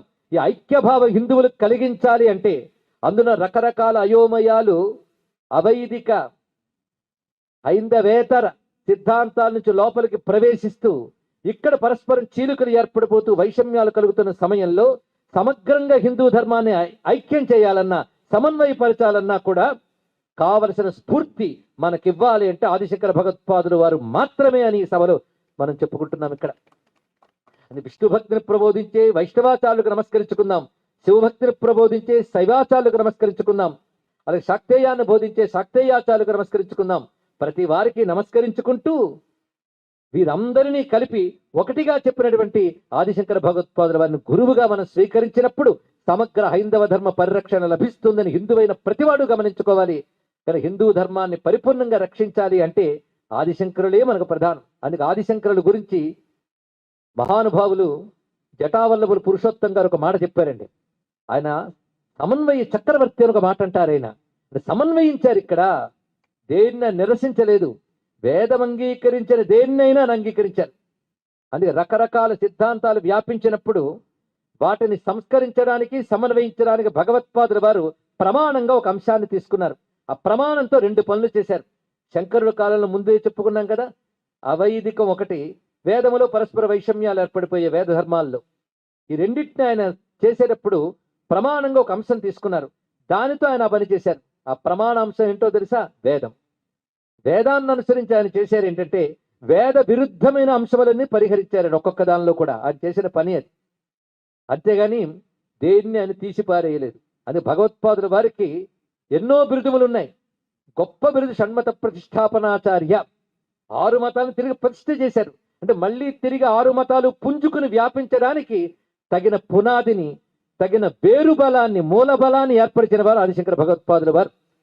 అందుకే ఏ సిద్ధాంతంలో ఉన్నవారైనా ఆదిశంకరుల్ని, అంటే హిందువుగా ఏ సిద్ధాంతంలో ఉన్నవారైనా, వాళ్ళ శివభక్తులైనా విష్ణు భక్తులైనా ఆదిశంకరులు నిందిస్తే గురు నిందా దోషం వాళ్ళకి ఏర్పడుతుంది అనడంలో సందేహం లేదు ఇక్కడ. అది ప్రతివారు కూడా సమైక్యంగా అందరికీ కలిపి గురువుని చెప్పండి. హిందూ మతంలో మీరు విష్ణు సంప్రదాయ గురువుల్ని చెప్తారు, శివ సంప్రదాయ గురువుల్ని చెప్తారు, అందరికీ కలిపి ఒక్క గురువుని చెప్పండి అని అడిగితే మాత్రం తడుముకోకుండా చెప్పగలిగే గురువు ఆదిశంకర భగవత్పాదుల వారే. అందుకని జగద్గురువులు. ఇక విశేషించి ఆదిశంకరుల వైష్ణవం అనే సిద్ధాంతం గురించి మాట్లాడాలని నాకు కోరిక కలిగింది. ఈ 5 రోజుల అంశము నేను తీసుకున్నది అదే. మధ్యలో ఒక రోజు మాత్రం సౌందర్యలహరికి అంకితం చేసేసి మిగిలిన 4 రోజులు ఆదిశంకరుల వైష్ణవం అనే మాటని నాకు నిర్వాహకులు కేటాయించిన సమయానికి నిబద్ధుణ్ణి చెప్పుకోదలుచుకున్నాం. కనుక ముఖ్యంగా చెప్పేటప్పుడు ఆదిశంకరుల వైష్ణవం ఇందులో చెప్పుకుంటున్న అంశం. అయితే వైష్ణవం అనే మాట ఆదిశంకరులు తయారు చేశారా? ఆదిశంకరులు ఒక్కటి కొత్త పదం తయారు చేయలేదని మళ్ళీ నేను వినయంగా చెప్పుకుంటున్నాను. ఆదిశంకరులు వేదంలో ఉన్న మాటలు అన్నారు. ఇంకా నాకు అనిపిస్తుంది ఆదిశంకరుల గురించి మరో మాట ఏదైనా అనవయ్యా అంటే అమాయకుడు అనిపిస్తుంది. అమాయకుడు అండి, పాపానికి ఏం తెలియదు. వీళ్ళు ఇంత పనికిమాలను రాద్ధాంతాలు చేస్తారని తెలియదు. అవును, ఉన్న మాట అన్నాడు అమాయకంగా. ఎక్కడ ఉన్న మాట అంటే ఉపనిషత్తుల్లో ఉన్న మాట ఆయన అన్నాడు. ఉపనిషత్తుల్లో ఎక్కడుందయ్యా అంటే మాండుక్యోపనిషత్తులో ప్రపంచోపశమం శాంతం చతుర్థం అద్వైతం మన్యంతే అనే మాట కనబడుతుంది. కానీ అక్కడ ఉన్న మాట ఆయన అన్నాడంతే, అక్కడ ఉంది ఆ మాట. ఏది? అద్వైతం. అంటే అద్వైతం అనేది శంకరుడు తయారు చేసి విసిరిన శబ్దం కాదు. ఆ మాట వింటేనే కారం రాసుకున్నట్టు చాలా మంది బాధపడిపోతారు. ఉపనిషత్తులో ఉన్న మాటను ఆయన అక్కడ పెట్టాడంతే. అద్వైతం అమాయకంగా ఉన్నది రాశాడు ఆయన ఇక్కడ. అది ఉన్న సత్యం. అది అది నీకు ఇప్పుడు అనుభవానికి వచ్చిందా లేదా అనేది అనవసరం. ఉన్న సత్యం అదే. నువ్వు అనుభవానికి తెచ్చుకోవలసిన సత్యం అది. అనుభవంలో ఉన్నది వేరు. కానీ బ్రహ్మ సత్యమని ప్రతిపాదన, కానీ బ్రహ్మము అధిష్టానం. బ్రహ్మము తప్ప మరొకటి లేదు. చిక్కు ఎక్కడొచ్చిందంటే బ్రహ్మము తప్ప అన్నీ కనబడుతున్నాయి. అది చిక్కు ఇక్కడ. బ్రహ్మము తప్ప మరొకటి లేదు అనేది ఒకవైపు, బ్రహ్మము తప్ప అన్నీ కనబడడం మరొక వైపు. ఇప్పుడు బ్రహ్మము తప్ప మరొకటి లేదు అనేది మనం నమ్ముతున్నాం, కానీ బ్రహ్మము తప్ప మరొకటి కనబడుతుంది మనకు జగత్తులో. కానీ కనబడుతున్నది ఏంటి? బ్రహ్మము తప్ప అన్నీ కనబడుతున్నాయి మనకి. బ్రహ్మం కనిపించట్లేదు, కానీ బ్రహ్మము ఉన్నది అనేది మనం నమ్ముతున్నాం శాస్త్రరీత్యా. నమ్మితే కానీ సాధన లేదు కదా. నమ్మి ఉందనుకుంటేనే మనం సాధన చేస్తాం. అమెరికా అనేది ఒకటి ఉందనుకుంటేనే ప్రయాణానికి పాస్పోర్ట్, వీసాలు, ప్రయత్నాలు, టికెట్ కొనుక్కోవడాలు. అమెరికావే లేదనుకుంటే ప్రయత్నమే లేదు. కానీ బ్రహ్మం అనేది ఒకటి ఉందనుకుంటేనే బ్రహ్మం పొందడానికి కావాల్సిన సాధన ఏమిటి అనేది మనం శాస్త్రం ద్వారా తెలుసుకుంటున్నాం. ఎందుకంటే బ్రహ్మము మాత్రమే ఉంది, కానీ అనుభవానికి రాలేదు. జగత్తు కనబడుతుంది. కనబడుతున్న జగత్తు ఉందా లేదా అనే మీమాంస తర్వాత పెడదాం. కనబడుతున్న జగత్తు కదా. కానీ ఇప్పుడు సమస్య ఏమిటి? బ్రహ్మము తెలియబట్టడం లేదు. మనకు తెలుసుకోవాల్సింది బ్రహ్మము. దానికి మనం ఇప్పుడు ఏం చేయాలి? కనబడుతున్న జగత్తును ఎలా చూడాలి అనేటప్పుడు కనబడుతున్న జగత్తుకి సృష్టి స్థితులయ్యే కారకుడు భగవంతుడిని ముందు చూడాలి. క్రమంగా భగవంతుడిని ఆశ్రయిస్తూ జగన్నాథుడు అనేటువంటి భావనతో ఆశ్రయిస్తూ ఉంటే అప్పుడు అర్థమవుతుంది జగత్తు వేరు, జగన్నాథుడు వేరు కాదు, ఉన్నది బ్రహ్మం మాత్రమే తెలుస్తుంది. ఇది క్రమంగా భగవత్పాల వారు ప్రతిపాదించినటువంటి సిద్ధాంతం.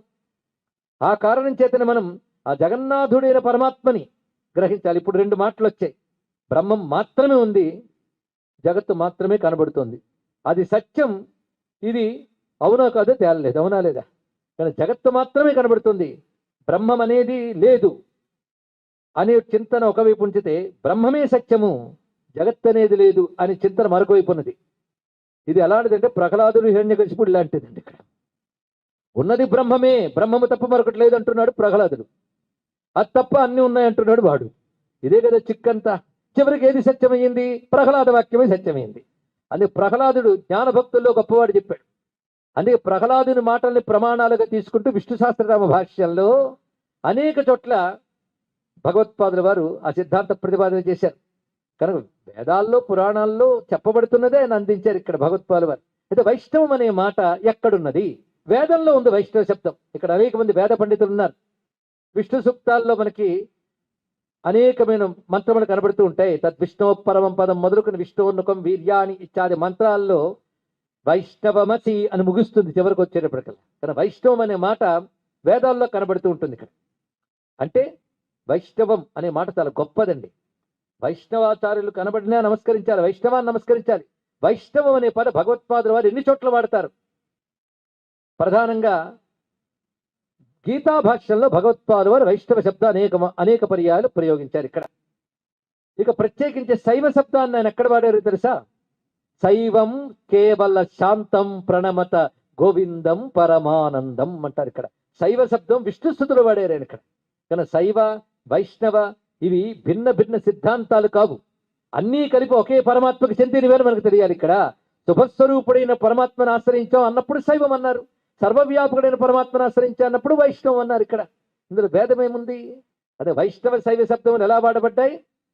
విశేషించి పరమాత్మను ఉద్దేశంలో వాడాడు. కానీ గోవిందం అన్నప్పుడు శైవం అని ప్రయోగించారు. ఇక్కడ శైవం కేవల శాంతం ప్రణమత గోవిందం పరమానందం. అసలు పరమ ప్రేమగా భగవంతుని స్తుతించడం ఎలాగో అనే దానికి ఆదిశంకరులే ప్రథమాచార్యులు, ప్రధానాచార్యులండి. ప్రేమ అనేది భగవంతుని ప్రేమగా కీర్తించడం ఆయన దగ్గర కనబడుతుంది. ఈ ప్రేమగా కీర్తించడం అనేటువంటి మాట వేద మార్గం. ఆ కారణం చేతనే గీతాచార్యుడు చెప్పాడు, సతతం కీర్తయంతో మాం అంటాడు ఒక చోట, భజతే ప్రీతిపూర్వక అంటాడు మరొక చోట. కానీ ప్రీతి, కీర్తన ఇత్యాదులన్నీ ఉన్నాయి కనుక అటువంటి భగవన్నామ సంకీర్తన అంత ప్రేమగా హృదయం కరిగిపోయేటట్టు భగవత్పాదులు వారు చేస్తారు. భగవత్పాదులు చేసినటువంటి స్తోత్రం చదివితే శ్రద్ధగా వింటే మాత్రం హృదయం కరిగిపోతుంది. ఎందుకంటే కర్మ వల్ల చిత్తం శుద్ధమవ్వాలి. పరమాత్మ మీద ప్రేమ వల్ల చిత్తం కరిగిపోవాలండి. మనసు ఎంత కరిగిపోవాలంటే కరిగి కరిగి మనసు పర్వతం లయమైపోవాలి, మరి మిగలకూడదు, మనో లయం జరగాలి. అలా కరగజేసే శక్తి భక్తికి ఉంది. కనుక భక్త్యా త్వనన్యయా శక్తి అహమేవం విదోర్జున జ్ఞాతుం ద్రష్టుంచ తత్వేన ప్రవేశించ పరంతప అని జగద్గురు కృష్ణ పరమాత్మ చెప్పాడు. అదే భావాన్ని ప్రతిపాదన చేస్తూ విష్ణు భక్తిని ఎంత చక్కగా చెప్తారంటే గీతా భాష్యంలో ప్రారంభంలోనే నారాయణ పరోవ్యక్తాత్ అండం అవ్యక్త సంభవం అండస్యాంతస్తుమే లోకాః సప్తద్వీపాచ మేదిని అంటూ నారాయణుడు అని ప్రారంభించారు. ఇక్కడ అవ్యక్తము, అవ్యక్తం నుంచి అండము, ఈ అండము నుండి సమస్తం అంటే బ్రహ్మాండములు అని చెప్తున్నారు. ఇక్కడ బ్రహ్మాండాలంటే సృష్టికి ఆధారం ఏది, కారణం అవ్యక్తం. అవ్యక్తం కంటే పరుడు ఎవరు అంటే అవ్యక్తం కంటే అతీతుడు ఎవరు అంటే నారాయణ అన్నారు ఇక్కడ. అదే ఆ నారాయణ స్మృతి అనేటువంటిది శంకర సంప్రదాయంలో అత్యంత ప్రధానం. అదే నారాయణ అనే మాట ఎంత ప్రేమగా పలికించారో ఆయన ఇక్కడ. అక్కడితో ప్రారంభించి గీతాభాష్యం ఇచ్చేటప్పుడు కృష్ణుని విషయం వచ్చేటప్పుడు ఎంత ప్రేమగా కరిగిపోతారండి. నాకు అనిపిస్తుంది శంకర భగవత్పాల్ వారి జీవితాన్ని, ఆయన వ్యాఖ్యా గ్రంథాలని, ఇతర వాంగ్మయాన్ని పరిశీలిస్తే శంకరులు కృష్ణుడు అంటే అపార ప్రేమ అనిపిస్తుంది. ఆ కారణం చేతనే ఆయన ప్రబోధ సుధాకరణంలో ఒక మాట అంటాడు, అస్మాకం కులదైవతం యదుమణి అన్నాడు. నాకు కులదైవం కృష్ణుడే ప్రతిపాదించాడు ఆయన. అందులో ఏమి సందేహం లేదు, అంత గాఢంగా మాట్లాడాడు. ఇక్కడ ఇష్టదేవత కృష్ణుడే. అందుకే భగవత్పాదులు వారు ఆతుర సన్యాసం స్వీకరించి అక్కడి నుంచి బయలుదేరుతూ ఉంటారు. కాలడి నుంచి ఆ వెళుతూ ఉంటే ఒక వాక్కు వినబడింది ఆయనకి. సరే అమ్మకి ఎలాగో నచ్చ చెప్పి వెళుతున్నాం, మనం నా సంగతి ఏం చేసేవని మాట వినబడింది. ఎవరా అని చూశాడు, కృష్ణ పరమాత్మ మాట్లాడుతున్నాడు. ఏమిటి స్వామి నీకేం చేయాలన్నాడు. ఇక్కడ ఈ పూర్ణానది ప్రవాహం వల్ల నా మందిరం అంటే కృష్ణ మందిరం ఆ ప్రవాహం తాకిడికి కింద ఒరుసుకుపోయి కూలిపోయే దశగట్లింది మందిరం. దీన్ని నువ్వు పునఃప్రతిష్ఠ చేసి వెళ్ళు అని కృష్ణుడు చెప్పాడు. సరేనని ఆయన అప్పటికప్పుడు నూతనాలయాన్ని నిర్మాణం చేసి తాను కృష్ణ పరమాత్మ యొక్క విగ్రహాన్ని స్వయంగా ఎత్తి పట్టుకుని తీసుకొచ్చి ప్రతిష్ఠ చేశాడు. ఇది శంకర విజయంలో విద్యారణుల వారే మనకు తెలియజేస్తారు. అక్కడి నుంచి బయలుదేరట అంటే శంకర భగవత్పాదులు ఇంటి నుంచి బయలుదేరడు. ఎలా బయలుదేరారు? కృష్ణ పరమాత్మ యొక్క ఆలయాన్ని పునరుద్ధరణ చేసి కృష్ణ విగ్రహ ప్రతిష్టాపన చేసి బయలుదేరారు. ఇందులో ఒక సంకేతం కనబడుతుందండి. కృష్ణుడు అంటే ఎవరు? ధర్మస్య ప్రభుర్ అచ్యుతః అని, ధర్మానికి ప్రభు ఆయన. శంకర భగవత్పాదుల వారు అవతార కార్యార్థం బయలుదేరేటప్పుడు ముందు ఏం చేశారు? కృష్ణుడిని ప్రతిష్ఠ చేశారు. అంటే ఇక్కడ విగ్రహ రూపంలోని కృష్ణుని ప్రతిష్ఠ చేస్తున్నాను, ఇప్పుడు ధర్మ రూపంలోని కృష్ణుని ప్రతిష్ఠ చేయడానికై బయలుదేరారు చెప్పాడు ఇక్కడ. తన తర్వాత అవతార కార్యం అంతా ఏం చేశారు? కృష్ణ ధర్మం అనగా సనాతన ధర్మం. ముందే చెప్పినట్లుగా శంకరులు సర్వ సిద్ధాంత సమన్వయ రూపమైనటువంటి సమగ్ర వైదిక ధర్మ స్వరూపాన్ని ప్రతిష్ఠ చేయడానికి వెళ్ళారు. వైదిక ధర్మం అంటే భగవంతుడే. వేదో వేద విదభ్యంగో వేదాంగో వేద విత్కవి ఆయన. దానిగా బయలుదేరారు. బయలుదేరిన వాళ్ళు తర్వాత భాష్య గ్రంథ రచన చేశారు. భాష్య గ్రంథాల్లో శ్రవణానికి ఉపనిషత్తులు, మననానికి బ్రహ్మసూత్రములు, నిధిధ్యాసనానికి భగవద్గీత పెట్టారు ఆయనకి. ఉపనిషత్తుల సారం, బ్రహ్మసూత్ర సారం అంతా భగవద్గీతలు ఉందయ్యా అని పెట్టాడు ఈయన. అయితే ఎంత వాంగ్మయం లేదు మహాభారతంలో, ఎంత వాంగ్మయం లేదు పురాణాల్లో.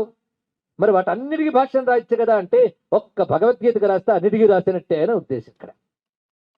అందుకు భగవానుడి యొక్క వాక్యం తీసుకుని సూటిగా తేటగా స్పష్టంగా ఆయన ప్రతిపాదన చేస్తూ నిష్కామ కర్మయోగం ఈశ్వరార్పణ బుద్ధితో చెయ్యు అన్నాడు. ఈశ్వరార్పణ బుద్ధి అనే మాట వచ్చేటప్పటికీ ఈశ్వరుడికి అర్పించాలంటేనే ఈశ్వరుడు ఎంతో అస్తిత్వంపై దృఢమైన విశ్వాసం ఉండాలి, ఆయన్ని ఆశ్రయించే బుద్ధి ఉండాలి కదా. అంటే ఈశ్వరార్పణ ధియా అన్నప్పుడు ఈశ్వర ఆశ్రయ ధియా కూడా అయింది ఇక్కడ. కానీ ఈశ్వరుని అర్పించడం, ఆశ్రయించడం పేరే భక్తి, మరొకటి ఉందా? కనుక నిష్కామ కర్మ ఈశ్వరార్పణ బుద్ధితో చెయ్యు అన్నప్పుడు భక్తే కదా. ఈశ్వర, ఈశ్వరుడు అంటే ఎవరయ్యా అంటే అడుగడుగున చెప్తాడు వాసుదేవ విష్ణు అని ప్రతిపాదించాడు ఆయన. అది ప్రారంభంలోనే వేదము 2 రకాల ధర్మాలను చెప్పింది అని ప్రారంభించారు గీతాభాష్యంలో. ప్రవృత్తి, నివృత్తి రూపమైన ధర్మాన్ని చెప్పింది. ఇంత స్పష్టంగా మన హిందూ ధర్మం ఏంటో అవగాహన చేయించిన వారు శంకర భగవత్పాదుల వారండి. ఇక్కడ 2 ధర్మములు సనాతన ధర్మంలో, ప్రవృత్తి, నివృత్తి. ప్రవృత్తి అంటే బ్రహ్మచర్య, గృహస్థ, వానప్రస్థ ఇవి ప్రవృత్తి మార్గం చెప్పబడతాయి. నివృత్తి అనగా వీటిని విషయములని పరిత్యజించి ఏ కర్మలనైతే 3 ఆశ్రమాల్లో ఆశ్రయించాడో వాటిని పద్ధతి ప్రకారంగా వదిలి సన్యసించి కేవలం పరమార్థ చింతనయందే తాదాత్మ్యంతో ఉండేటువంటి వివిధిషారూప సన్యాసము, విద్వాంసుడైతే దానిలో ఉండిపోవడం. కానీ వివిధిష విద్వాంస ఈ రెండు రూపమైనటువంటి యథ్యాశ్రమం నివృత్తి మార్గం అని చెప్పబడుతుంది. అది వేద ధర్మమే. కనుక ప్రవృత్తి నివృత్తి ఈ రెండు ధర్మములు. కనుక నువ్వు ఎందులో ఉన్నావో దాన్ని బట్టి ప్రవర్తించు. పెద్ద విశేషమేం లేదు. ప్రవృత్తి మార్గంలో ఉన్నవాడు అయ్యయ్యో సన్యాసం గొప్పదే అనుకోనక్కర్లేదు. తాను ప్రవృత్తిలో ఉన్నప్పుడు ప్రవృత్తికి ఏ ధర్మశాస్త్రం చెప్పింది అదే చేయాలి. నివృత్తిలో ఉన్నవాడు దాన్నే పాటించాలి. కానీ ప్రవృత్తి మార్గంలో ఉన్నవాడికి ఒకవేళ నివృత్తి రూపమైన బ్రహ్మజ్ఞానంపై మక్కువ కలిగితే ఆ ప్రవృత్తి రూపంలో నిష్కామ కర్మని అనుసరిస్తూ అతను భగవదర్పణ బుద్ధితో చేస్తూ గురువులను ఆశ్రయిస్తూ ఆత్మవిచారణ చేసుకోవచ్చు. కానీ తన ఆశ్రమ మర్యాదలు మాత్రం అతిక్రమించరాదు. ఇది తెలుసుకోవాల్సింది. కానీ ప్రవృత్తి రూప నివృత్తి రూపమైన రెండు ధర్మములు మనకు వేదం చెప్తున్నది. ఆ రెండు ధర్మములు కాలగతిలో దెబ్బతింటే ఆ ధర్మ పరిరక్షణ కోసం స్వామి అవతరిస్తాడు. ఆ మాట ఆయనే చెప్పుకున్నాడు కదా, పరిత్రాణ సాధునా వినాశాయ దుష్కృతం. కానీ ప్రవృత్తి రూప నివృత్తి రూప ధర్మములు అధర్మం యొక్క వ్యాప్తి చేత దెబ్బతిన్నా తెలియకుండా పోయిన రెండు విధాలు. ఒకటి పూర్తిగా నశించడం, ఒకటి తెలియకుండా పోవడం ఒకటి. అవి జరిగినప్పుడు భగవానుడు తనను తాను అవతరింపజేసుకుంటాడు. అలా అవతరించిన భగవానుడు ఎవరయ్యా అంటే జగతః స్థితిం పరిపిపాలయుషు స ఆదికర్త నారాయణాఖ్య విష్ణు. ఆ మాట వచ్చేటప్పటికి ఎంత పరవశంగా చెప్పారండి. ఇటువంటి ఆదిశంకర భగవత్పాదులు వారిని పట్టుకుని, ఆదిశంకరులు అంటే శైవులు, ఆయన విష్ణు భక్తికి విరుద్ధము అని చెప్పి ఆయన గురించి మాట ఎత్తేటప్పటికల్లా తెలియనటువంటి ఒక ద్వేషభావం, ఒక భేదభావం ఎవరైతే చూపిస్తారో వారికి కనీస అవగాహన కూడా లేదు అని మనం అర్థం చేసుకోగలగాలి. ఇక్కడ నిజంగా వాళ్ళకి విష్ణు భక్తి ఉంటే ఆదిశంకరులు తలంచుకోగానే వెంటనే విష్ణు భక్తుల్లో గొప్పవారు ఆదిశంకరులకు నమస్కారం చేసుకుంటారు, గురువుగా ప్రణమిల్లుతారు. తెలుసుకోండి ఇక్కడ ఆయన ఎంత అపారమైన విష్ణు భక్తిని చూపిస్తారు. అందుకే అనేక చోట్ల గీతా భాష్యంలో కృష్ణుడు అహం మాం మమ అని తన గురించి చెప్పిన ప్రతిసారి అహం అనగానే ఈశ్వర వాసుదేవ నారాయణ అని మాట్లాడతారు. ఇక్కడ అంటే ఆ కృష్ణుడు అక్కడ మాట్లాడుతున్నవాడు ఎవడంటే సాక్షాత్ పరమేశ్వరుడు, సాక్షాత్ నారాయణుడు అని ఎంత ప్రేమగా పదాలను చెప్తారండి. ఇక్కడ ప్రేమయే భక్తి అంటే ఆ ప్రేమ రూపమైన భక్తిని దృఢంగా ప్రకటించినటువంటి ప్రతిష్ఠ చేసిన వారు ఆదిశంకర భగవత్పాదుల వారు. ఆ ప్రేమ మార్గంలోనే అనేక మంది భక్తులు పరమాత్మని రకరకాల సిద్ధాంతాలతో ఉపాసన చేసినటువంటి వారు. కానీ వేద సమ్మతమైన భక్తి మార్గాన్ని త్వమస్మాకం, నువ్వు మావాడివి, నేను నీవాడనేది వేదమే చెప్తున్నది. ఇక్కడ ప్రేమ భావం భక్తి భావం వేద ప్రామాణ్యం నుంచి వచ్చేది. తెలియక కొత్త కొత్త పరిశోధకులు బయలుదేరి మొట్టమొదటి వేదం యజ్ఞ రూపంలో ఉండేది, తర్వాత జ్ఞానంగా వచ్చింది, తర్వాత భక్తి అనే ఉద్యమం వచ్చింది అన్నాడు. భక్తి ఉద్యమం తర్వాత రాలేదు, వేదంతో పాటు ఉంది. తెలుసుకోండి ఇక్కడ ధర్మోద్యమం, భక్తి ఉద్యమం, వేదాంత ఉద్యమం, మూడు ఉద్యమాలు వేదోద్యమాలే. వేదమే ప్రధానం. అందుకే శైవులైన వైష్ణవులైన ఎవరైనా వేదంతో కలుస్తారు. కానీ అందరినీ కలపాలంటే వేదంతో కలపాలి. వేదం మనందరికీ శిరోధార్యం. కనుక ఆదిశంకరులు మళ్ళీ చెప్తున్నా వేదధర్మ ప్రతిష్టాత అని దాని ప్రమాణంగా తీసుకుని కలిపారండి ఇక్కడ. అందుకే ఇక్కడ నారాయణాక్ష విష్ణు ఆదికర్త భౌమస్య బ్రహ్మణ బ్రాహ్మణత్వశ్చ రక్షణార్థం దేవక్యా వసుదేవ తంశేన కిల సంబభూవ అనే వాక్యాన్ని అక్కడే రచించారు. ఇక్కడ ఎవరైతే ఆదికర్త నారాయణుడు విష్ణు ఉన్నాడో అతడు ఈ భూమిని రక్షించడం కోసం, భూమి యందు బ్రహ్మను రక్షించడం కోసం, బ్రాహ్మణ్యాన్ని రక్షించడం కోసం వచ్చాడు. ఇక్కడ మళ్ళీ తెలుసుకోవాల్సి ఉంది. ఎందుకంటే సనాతన ధర్మాన్ని దెబ్బతీయడానికి ఎన్ని రకాల కుట్రలు జరుగుతున్నాయో తెలుసుకోవాలి మనం. బయట నుంచి జరిగేవి తెలియాలి, లోపల నుంచి జరిగేవి తెలియాలి, అందరినీ కలపాలి. అందుకే ఎవరి సంప్రదాయం వారు పాటిస్తూనే సనాతన ధర్మంలో అన్ని సంప్రదాయాల్ని గౌరవించగలగాలి. అది భగవత్పాదులు వారు ఎంత చక్కగా చెప్పారు చూడండి. భగవంతుడు అవతారం దేనికి అంటే బ్రహ్మణ బ్రాహ్మణత్వస్య. ఏమిటి దీని ఉద్దేశం? బ్రహ్మ అనే శబ్దానికి ఏమిటి? మళ్ళీ వైదిక నిరుక్తాధారంగానే చెప్పుకోవాలి. బ్రహ్మ అనగా తపస్సు, ధర్మము, జ్ఞానము, వేదము, పరమాత్మ, ఇన్ని అర్థాలు ఉన్నాయి. కానీ బ్రహ్మను రక్షించుట అంటే అర్థం ధర్మాన్ని, తపస్సుని, జ్ఞానాన్ని రక్షించడం. ఇది గ్రహించవలసింది. ఎందుకు వాటిని రక్షించాలంటే అవి లోకాన్ని రక్షిస్తావి, కానీ వాటిని రక్షించాలి. కానీ అవే జీవనంగా ఎవరైతే ఉంటారో వారిని కూడా రక్షించాలి. ఎందుకంటే వారి ద్వారా ధర్మము ఒక విగ్రహం కాదు, తపస్సు ఒక విగ్రహం కాదు. ఈ ధర్మము తపస్సు మొదలైనవి జీవనంగా ఎవరైతే ఉంటారో వారిని రక్షించాలి. ఆ రెండూ రక్షింపబడితే ధర్మం అంతా కాపాడబడుతుంది.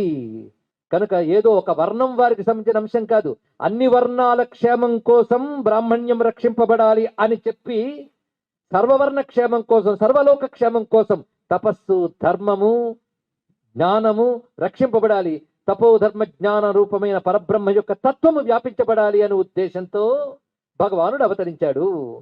దేవకీదేవి యొక్క గర్భంలో అవతరించాడు. ఈ వాక్యం తీసుకున్నప్పుడు భగవత్పాదుల వారు మహాభారతంలో భీష్ముడు చెప్పిన మాటని యథాతథంగా తీసుకున్నారు. ఇక్కడ భౌమస్య రక్షణార్థం దేవకి అజీజనత్ అనేటువంటి మాట ఏది ఉందో అది అలాగ వసుదేవాద్ అజీజనత్ అనే మాటని యథాప్రకారంగా ఆ వాక్యంలో ఇమిడ్చారు భగవత్పాదుల వారు. ఇక్కడ భీష్ముడు చెప్పిన మాటని దేవక్యా వసుదేవా తంసేన కిల సంబభూవా అని మొదటే తెలియజేశారు. అంతేకాదు మరికొన్ని శ్లోకాలు అయ్యాకంటారు, మయి సర్వాణి కర్మాణి సన్యస్య అధ్యాత్మచేతస నిరాశీ నిర్మమో భూత్వా యుద్ధస్య విగత జ్వర అనే మాటలో మయి సర్వాణి కర్మాణి, నాయందే సర్వకర్మలు అర్పించి అధ్యాత్మ బుద్ధితో నువ్వు ఆశని విడిచిపెట్టి మమకారాన్ని విడిచిపెట్టి యుద్ధాన్ని చేయని చెప్పాడు. ఒక్క శ్లోకంలో ఉందండి. నీ కర్తవ్యాన్ని నువ్వు ఎలా చేయాలి, కర్తవ్యం నుంచి పారిపోనక్కర్లేదు, అలాగని కర్మలు మానేయక్కర్లేదు. మరి కర్మలు బంధిస్తాయి కదా అంటే ఒక పని చేయి, నాకు అర్పించే అన్నాడు. అప్పుడు నిన్ను బంధించమన్నాడు. ఎలా అర్పించాలి? మయి సర్వాణి, మయి అన్నప్పుడు నాయందు, నాయందు అంటే శివుని యందు విష్ణువు యందా అంత అందంగా చెప్తారంటే భగవత్పాదుల వారు ఇక్కడ మయి వాసుదేవే పరమేశ్వరి సర్వజ్ఞే సర్వాత్మని. ఒక్క మయి అనే మాటకి విశేషణంగా ఎన్ని చెప్పారో చూడండి. వాసుదేవుణ్ణైన నాయందు, పరమేశ్వరుణ్ణైన నాయందు, సర్వజ్ఞుణ్ణైన నాయందు, పరమాత్మ అయిన నాయందు, నలుగురు యందు కదా కాదు బాబు, 4 లక్షణాలు కలిగిన నా ఒక్కని యందు అని అర్థం ఇక్కడ. అంటే తానే సర్వజ్ఞుడు, తానే సర్వాత్ముడు, తానే పరమేశ్వరుడు, తానే వాసుదేవుడు. ఆయనే ఇక్కడ కృష్ణ రూపంతో నిలబడి మాట్లాడుతున్నాడు ఇక్కడ. కానీ కృష్ణుని చూడగానే కలగవలసిన భావం ఏమిటి?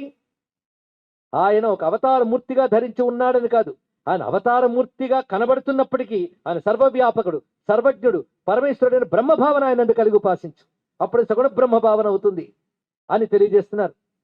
ఆ విషయమైన ప్రబోధ సుధాకరంలో సగుణ నిర్గుణ సమన్వయ అవతారంగా కృష్ణ పరమాత్మ ప్రతిపాదన చేస్తారు. అంత కృష్ణుడంటే ఇష్టం. ఆ ఇష్టం కాలుడి నుంచి బయలుదేరినప్పుడు విగ్రహ ప్రతిష్ఠిత ఆగలేదు.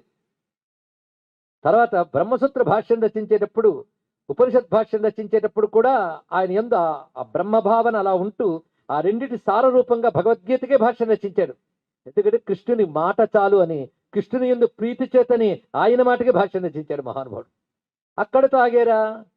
ఆ బదరికా క్షేత్రం దగ్గరే ఆయన ప్రవహిస్తున్న గంగానదీ తీరంలో ధ్యానం చేస్తూ ఉంటే ఇందులోనే కాలాంతరంలో నిమగ్నమైపోయిన నా మూర్తిని తీసి ప్రతిష్ఠ చేయని విష్ణువు చెప్పాడు. అక్కడ వెంటనే భగవత్పాల్ వారు గంగలో ప్రవేశించి ఆ మూర్తిని తీసుకువచ్చి ప్రతిష్ఠ చేశారు బదరీలో. అదే ఇప్పుడు అందరం ఆరాధిస్తున్న బదరీ నారాయణమూర్తి, నారాయణ స్వామిని అక్కడ ప్రతిష్ఠ చేశారు ఇక్కడ. అంతేకాదు కాలడిలో ఇప్పటికీ కూడా గురువాయూరప్ప మందిరం ఉంది. అక్కడ నారాయణ ఆరాధన జరుగుతుంటుంది. ఆ నారాయణ ఆరాధన అచ్చంగా వైదిక సంప్రదాయంలోనే వేదం చెప్పిన పద్ధతిలోనే జరుగుతుంది. ఏమంటే మరి శంకర భగవత్పాల్ వారు 3 రేఖలు విభూతి పెట్టుకున్నారు కదా అని శైవుడు కదా అంటే, నాయన అది వేదిక పద్ధతి కనుక శైవం స్వీకరించింది. కానీ భస్మధారణ అనేటువంటి శైవంతో మొదలు కాని వేదములో ఉన్నది. అదేవిధంగా ఆగమాలు చెప్పినటువంటి ఊర్ధ్వపుండ్రధారణ ఇవన్నీ కూడా ప్రామాణికమే. ఎవరి సిద్ధాంతం వారికి తప్పకుండా ఋషులు ఇచ్చినదే కనుక అవి అనుసరించవలసినదే. ఒకప్పుడు ఒక విషయం జరిగిందండి, చిన్న అది గుర్తుకొస్తున్నది. కాంచీ యతీంద్ర శ్రీ శ్రీ శ్రీ చంద్రశేఖరేంద్ర సరస్వతి స్వామి వారు ఒకసారి మాట్లాడుతున్నారు. అనేక వేల మంది జనం ఉన్నారు. ఒక 2 రోజుల తర్వాత ఆ జనం నమస్కారానికి వచ్చేటప్పుడు ఒకరిని అడిగేట, నువ్వు మొన్న వచ్చినప్పుడు ఊర్ధ్వపుండ్రములు ధరించి వచ్చావు వైష్ణవ సంప్రదాయంలో, ఇవాళ తీసివేసి ఎందుకు వచ్చావు అని అడిగారు. అంటే ఇన్ని వేల మందిలో ఎవడు ఏం ధరించాడు కూడా నేను గుర్తుపెట్టుకున్నారు చూడండి. అంటే నేను ఇదివరకు అది ఆ సంప్రదాయంలో ఉన్నాను కానీ ఇప్పుడు మీది విన్నాక నాకు అంత సమానమేం తెలిసింది అంటే, కాదు నాయన నీ సంప్రదాయం నువ్వు పాటించు, ఈ తత్వాన్ని సిద్ధాంతాన్ని మనసులో పెట్టుకో చాలు, ఇక్కడ నీది మానక సుమ అన్నారు. అదేంటి శంకర సంప్రదాయంలో గొప్పతనం. దేని గొప్పతనం దానికి ఉంటుంది. ప్రతి దానికి ప్రమాణాలు ఉన్నాయి. ఆగమాలు కూడా గొప్పవే. అందుకే సనాతన ధర్మానికి ప్రమాణ గ్రంథాలు తెలియాలి మనకు. నీ సోర్స్ ఆఫ్, నీ మతానికి ఆధార గ్రంథాలంటే ఎవరు చెప్పగలరు ఇక్కడ చెప్పండి. ఇక్కడ ఇంతమందిలో ఇంతమంది ఉన్నాం, హిందూ ధర్మం గొప్పదని అంటున్నాం. హిందూ ధర్మానికి ఆధార గ్రంథం అంటే ఏంటి చెప్తారు మీరు చెప్పండి. ఇక్కడ నేను అడుగుతున్నా, ఇవాళ పండితులకు తెలుసు, సామాన్య హిందువుకి, హిందూ ధర్మాన్ని అభిమానించే వాళ్ళకి ఒక్కసారి అడుగుతున్నాను, ప్రతి వాళ్ళకి వాళ్ళ మత గ్రంథం ఉంది కదా, నీ మతానికి గ్రంథం ఏది? నేను ఇందాక కొంచెం ఉప్పందించాను.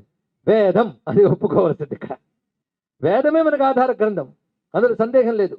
కానీ వేదం ఋషులు తపస్సుతో దర్శించిన, సమాధితో ఋతంభర ప్రజ్ఞతో వాళ్ళు దర్శించే జ్ఞానం అంతా వేదంలో ఉంది.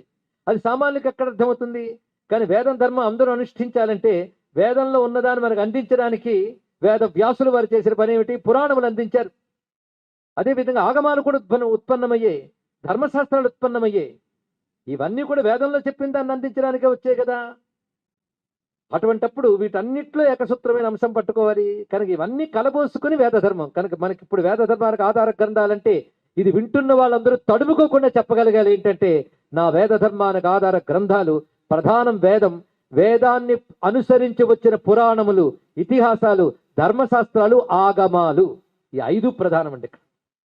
మరి యోగ శాస్త్రం, జ్యోతిష్ శాస్త్రం, మంత్రశాస్త్రం, తత్వశాస్త్రం ఇవన్నీ ఈ గ్రంథాల్లో ఉన్నవే. ఇవన్నీ కూడాను అంటే ఇన్ని శాస్త్రాల బలం కలిగిన మతం హిందూ మతం. ఇన్ని శాస్త్రాలకి ప్రమాణ గ్రంథాలు 5 గ్రంథాలు. 5 గ్రంథాలు కాదు, 5 విధాల గ్రంథాలు. ఇక్కడ మంత్రశాస్త్రాలు అనేకం. వీటన్నిటి చక్ర సమన్వయించుకోవాలి. కానీ ఆగమాల్లో కూడా చెప్పిన పద్ధతులన్నీ ఋషులు ఇచ్చినవే. కానీ వాటికి విలువ ఉంది, వాటికి మహిమ ఉంది, వాటిని మనం గౌరవించాలి. ప్రతి సంప్రదాయంలో గౌరవం ఉంది. అయితే వేదం ప్రధానంగా మనకి జాబాలు ఉపనిషత్తు మొదలైన చోట్ల భస్మ ప్రాధాన్యాన్ని చెప్పింది. కానీ భస్మం కేవల శైవానికి కాదు. ఎందుకంటే యజ్ఞం, అగ్నిహోత్రం అనేది వేదం గౌరవించి అందరూ చేస్తారు కదా. మొత్తం అగ్నిహోత్రం చేశాక మిగిలేది ఏదండి చెప్పండి? ఇక్కడ స్పష్టంగా కనబడేది ఏది? భస్మమేగా. ఆ భస్మమే అకార ఉకార మకార బ్రహ్మ విష్ణు శివ ఈ 3 రూపాలతున్నది. దాన్ని మనం ధారణ చేస్తాం. అంటే వైదికమైనటువంటి పద్ధతి కనుకనే శంకర భగవత్పాల్ వారు స్వీకరించారు. అందుకని శైవం అనే ఒక శాఖకు చెందిందని మాత్రమే కాదు, అది వైదిక పద్ధతి కనుక వేదంలో ఒక శాఖ అయిన శైవం కూడా స్వీకరించింది. ఇది మనం గమనించుకోవాల్సిన అంశం ఇక్కడ. అందుకు శంకరులు పూర్తిగా వేద ధర్మం యొక్క మూర్తి ఆయన. అయితే శంకరులు శివాంశ సంభూతుడు కనుక ఆయన శివాంశ సంభూతుడు అన్నారు కనుక ఆయన కేవలం శైవులు అనేటటువంటి వాళ్ళు సరిగ్గా శంకరుల గురించి ఏమీ తెలియని వారని మనం తెలుసుకోవాలి. ఇక్కడ ఏమీ తెలియని అజ్ఞానులకి శంకరులు శైవులు అని ప్రతిపాదన చేస్తున్నారు, తప్పు. శంకరులు సమగ్ర వేద ధర్మ హిందూ ధర్మానికి ఆచార్యులు. ఇక నుంచి ఆ భావం తెలుసుకోండి. ఇక్కడ వైష్ణవాచార్యులు కొందరున్నారు, శైవాచార్యులు కొందరున్నారు. వారి పాద పద్మాలకు కూడా మేము నమస్కరిస్తాం, తప్పేమీ లేదు. ఇక్కడ వారు చాలా గొప్పవారు. వారి వల్ల విష్ణుభక్తి కొందరి వల్ల, శివభక్తి కొందరి వల్ల వ్యాప్తి జరిగింది. అందులో మహాత్ములు ఉద్భవించారు. నయనార్లు కానీ, అదేవిధంగా ఆల్వార్లు కానీ, ఇలాంటి మహాత్ములు ఉద్భవించారు. వాళ్ళు ఎంతో గొప్ప వాంగ్మయాన్ని మనకి ఇచ్చారు. వాటిని అనుసరించి మనం భగవంతుని తలంచుకుని పులకించిపోతున్నాం. కానీ భగవద్ అనుభూతికి ఆధారమైన వాక్యం ఎవడు చెప్పినా మనకు ఆచార్యులేనండి. ఇంకే దానికి ఏమన్నది ఇక్కడ?